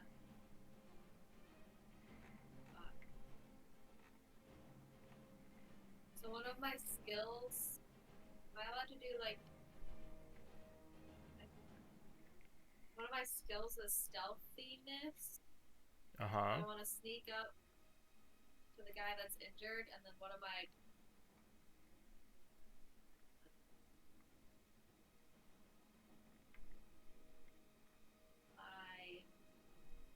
bonus actions is 2-weapon fighting. Can I just like sneak up on him and then finish him off up close? So you would need to take an action to hide, and succeed on hiding. Um,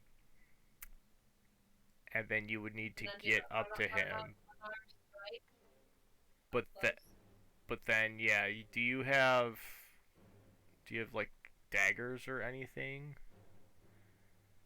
You have a spear and a sickle. So yeah, you could. I don't know A if sickle or a spear? so. If you're being stealthy, you move at half speed. So you would get I to have a crowbar, I have a hammer.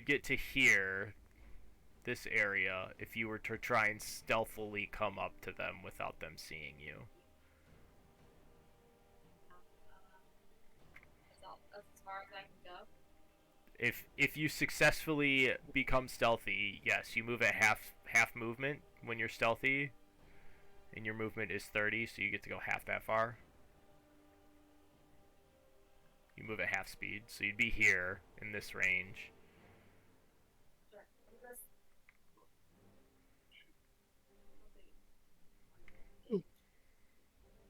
Are you doing a ranged attack? No, she was trying to sneak up behind him and hit him with a sneak attack. Okay. But she can. I do not think that you will be able to get there. But you can try.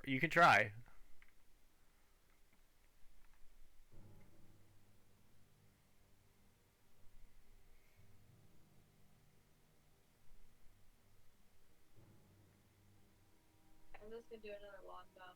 Just to finish him off. Try again. Okay, which one? The one that's bleeding. They are the both one bleeding that's out. Right one. This one right here? Mhm. Okay. Go ahead and roll for your attack.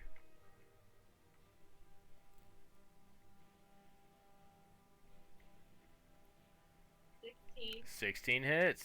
Go ahead and roll damage. 10.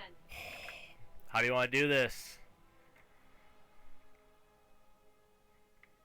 Which means you killed him. You killed him. How do you want to kill him? You wanna kill You get to describe how you kill him, Emily. Through the eye. An eye for an eye, because I also don't have an eye. You line up this shot as you get this open line as Lugdash steps to the side and smashes this other guy in the stomach with his great axe. And as you release the arrow, it flies, and this guy turns to look at you just at the last second.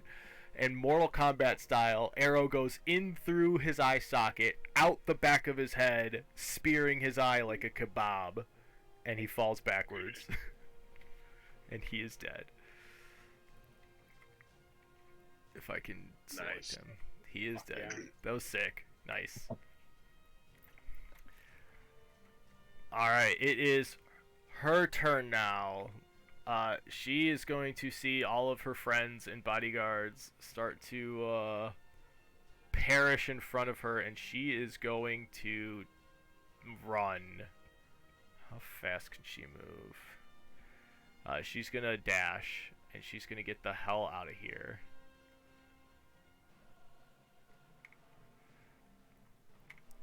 And that will be her turn. She's abandoning them. Brood, you are up. All right. Let's maybe. Could I maybe search the merchant cart here? Sure. action. Make an investigation check. That is no modifier. 11. There's clothes. There's clothes. Like peasant clothes. Like a shirt.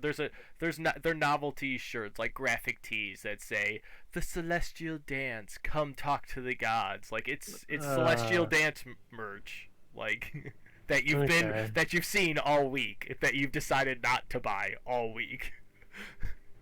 Yeah, I wouldn't buy that. Because it sucks. Yeah. Yeah, it doesn't look good. It's like the discount section at Kohl's. So you mean all Okay. Kohl's? Yes, it's like a Kohl's. Cole, you I just would walk like in, to use. walk in every single rack. Clearance, 25% off every single day of Ex- every single year. Exactly, and it's all the same stuff that you've seen all week. Some of it's last year's stuff. Yeah. Yeah. Yeah. Um, That's what's in that cart. I guess I'll get. I don't know. I'm kind of scared. I think I'll just want to do something, but I also want to stay. For my bardic inspiration, does that need a? I can use it 5 times before I need to reset it. Is that Okay. how that works? Let me look. Hold on one second. It's on my under bonus actions. Yeah. As a bonus action. I think I can use it 5 times per long rest. Yes. Okay. And then they have 10 minutes to use that. And then that who's up after inspiration. me?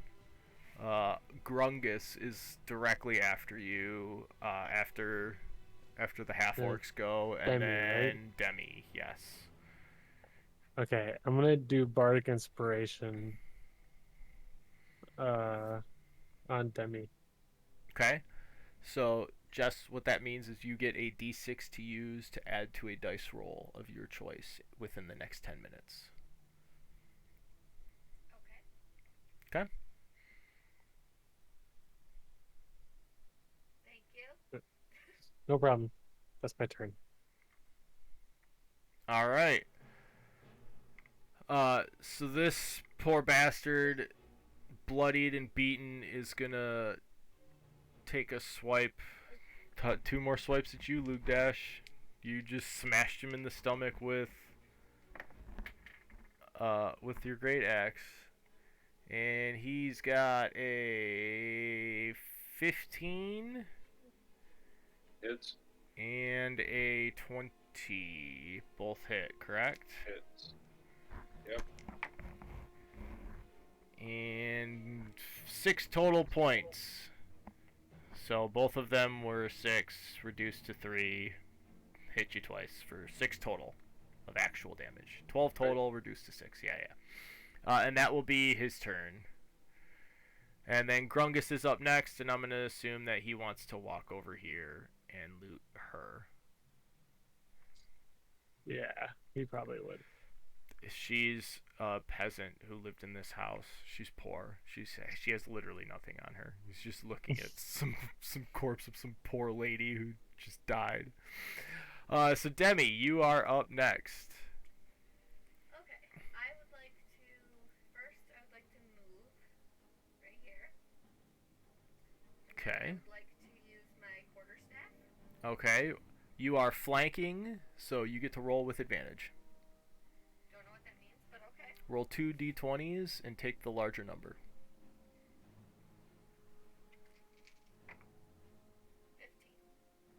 15 hits. Go ahead and roll damage.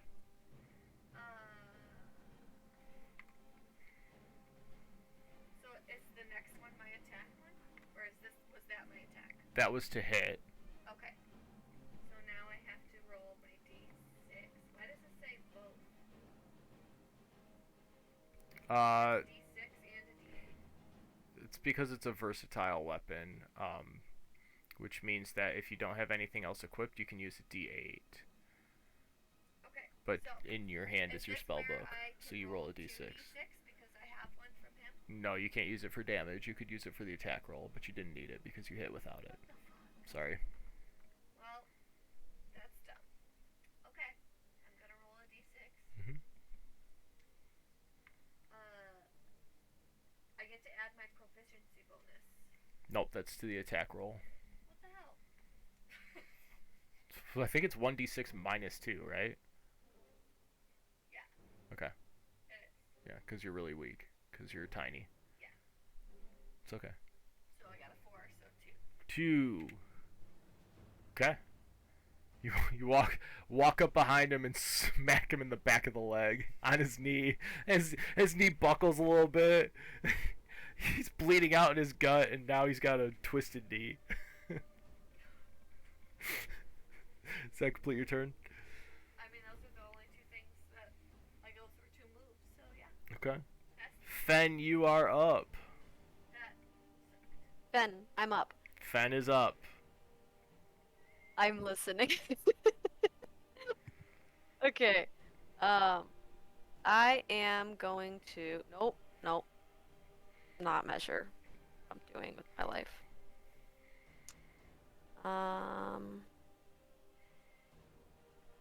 Mhm.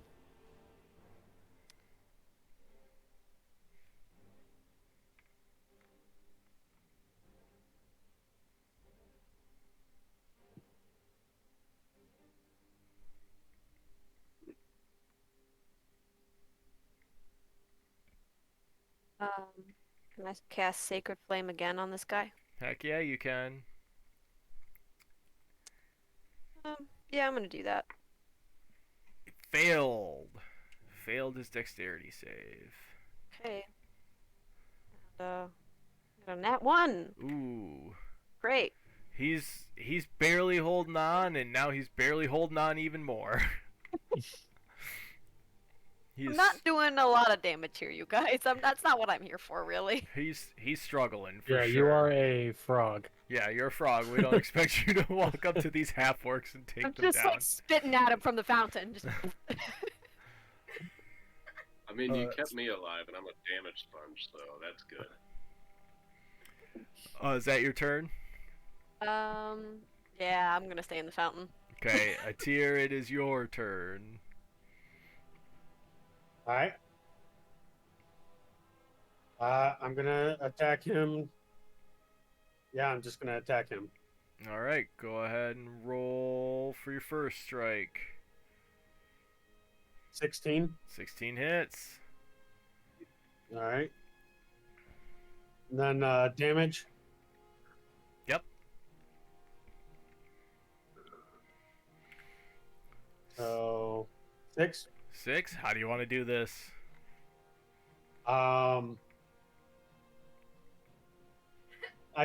want to run up and just like kick him underneath the chin and snap his head back and just break his spine. Oh. He gets full blown Mortal Yeah. Kombat. Like you kick him under the chin so hard, the axe from Lugdash is still in his stomach, and you rip him in half. His torso Yes. comes apart, and he falls. His torso falls behind his legs, which are still stabilized from the axe that is inside of him, and his intestines are just laying on the ground, spilling out now. And he is dead.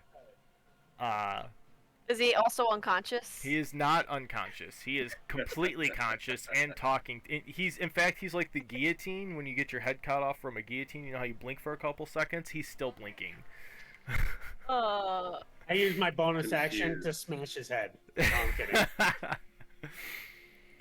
So there are no more combatants. Combat is over. Good job.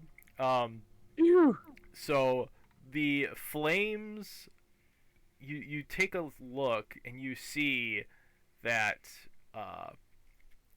the Laughing Star is now completely engrossed and engulfed in flames. It is about to burn down. You do not see where the red Dragonborn went, nor do you see where the little gnomish woman ran off to. If you guys, Ray of Frost help put out the fire. you can try and cast Ray of Frost to put out the fire. I just wonder. I also have a spell that probably could have put it out, but I was like, I just want to go get in the fountain. It's quite okay. Whatever. Do you guys want to pursue after anybody? Do you want to just assume that they're gone? You knew that they went this way, and you saw that they ran off this way into this pavilion, but you did not see where they went after that. So, question. Mm-hmm. Can we decide to not do anything right now and follow them later? Like, stop? like stop playing now and pick this back up next week? For Hey, sure. buddy. Yeah. Oh, look who it Come is. on. Howdy ho, boys. Ladies? Wow. And Look it's who it and is. it's at this exact moment, It can be riding voiced in by- up the road on his dog. Brandon, if you could Oh, yeah. describe your Do this? character. All right. Well. All right, hang on. Fucking do You're it. gonna describe your character. Brandon, it's at this exact moment. I hope you've We got just this finished memorized. combat. That as this you came to have a drink at the Laughing Star Tavern, but all of a sudden you look and the entire town is engulfed with flames, and the Laughing Star has this roaring fire just engulfing it and destroying it. You roll up on your dog, and can you describe what the good people see?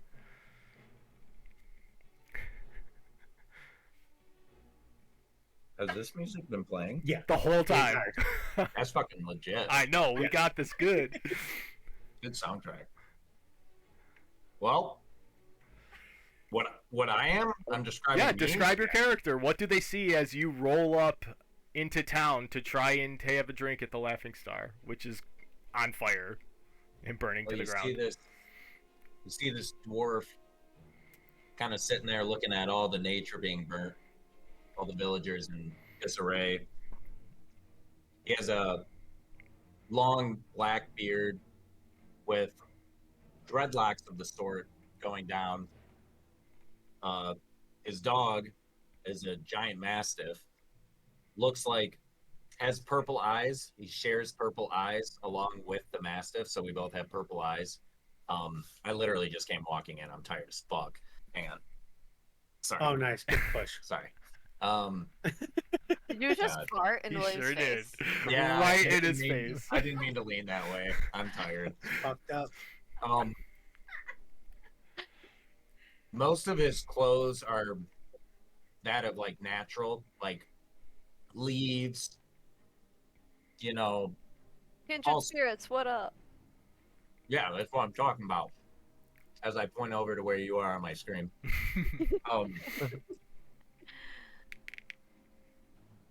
The Mastiff is black with brown. Pretty sure I have my fucking guy here. But, yeah, that's pretty much all I got right as of this moment. What race is he? He's a dwarf. Oh, you said that. There he is. So, Brandon, as you walk up into town, getting what you thought was going to be a drink at the Laughing Star, you see 1, 2, 3, 4, 5, 6, 7 bodies. 7? 1, 2, 3, 4, 5, 6. 6 bodies, just corpses lying on the ground, and this motley crew of people standing over top of them. They all fucking dying? No. Oh. And a frog Just just this sitting with just the top half of her face sticking out of the Yeah, water. in you the you fountain. see these people standing over the top of 6 corpses, and the tavern that you were coming to eat at on fire, and that is where we are going to pick up next week.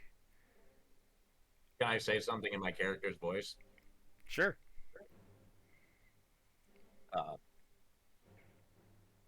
Yes, what the fuck did I just walk into? Perfect. So yeah, we'll pick up from there next week. Nobody move your tokens on Owlbear. Brandon, you'll have to add Williams, and then put him. Yeah, Did we not pull you up? we didn't. I didn't have him do it. We just used your token because it Right was click there. on Dexterra in the voice and turn her volume down. So he goes right here. I'll put a token where he goes. He goes right there. I have his token somewhere. Yeah. Oh, right there. Yeah, Okay. he just goes right there whenever you get a chance to throw him in there for next week. Oh, and I just came rolling in. Okay. Yeah, and you are just walking into town to bodies strewn across the street and all of the buildings on fire, the town being sacked actively. Sweet. So How yeah, was it? Do we get? Is this enough combat to level us up? Or long rest? Right you do not get a rest right now. You have just finished combat. Nobody give yourselves a rest. We are not there yet. You are literally still actively fighting something. And I want to do more. Yeah, like me, solo. never fought anything. Well, We're you still don't fight actively anything. fighting. You are out of you are out of initiative right now, but there's a chance that you are still in the encounter. Depends on what you guys do. Well, I So- think we should decide that next. Yeah, you guys can decide that Yeah. next time about what you want to do. And yeah, we'll pick up from there. So yeah, just leave your characters where they are and how they are, and we'll pick it up next week. All right. Yeah, yeah. Perfect. Oh yeah. Yeah, yeah. That was awesome. Mike. Perfection. Hell yeah. Yeah, I think it works. I think it works really good on here. Sweet.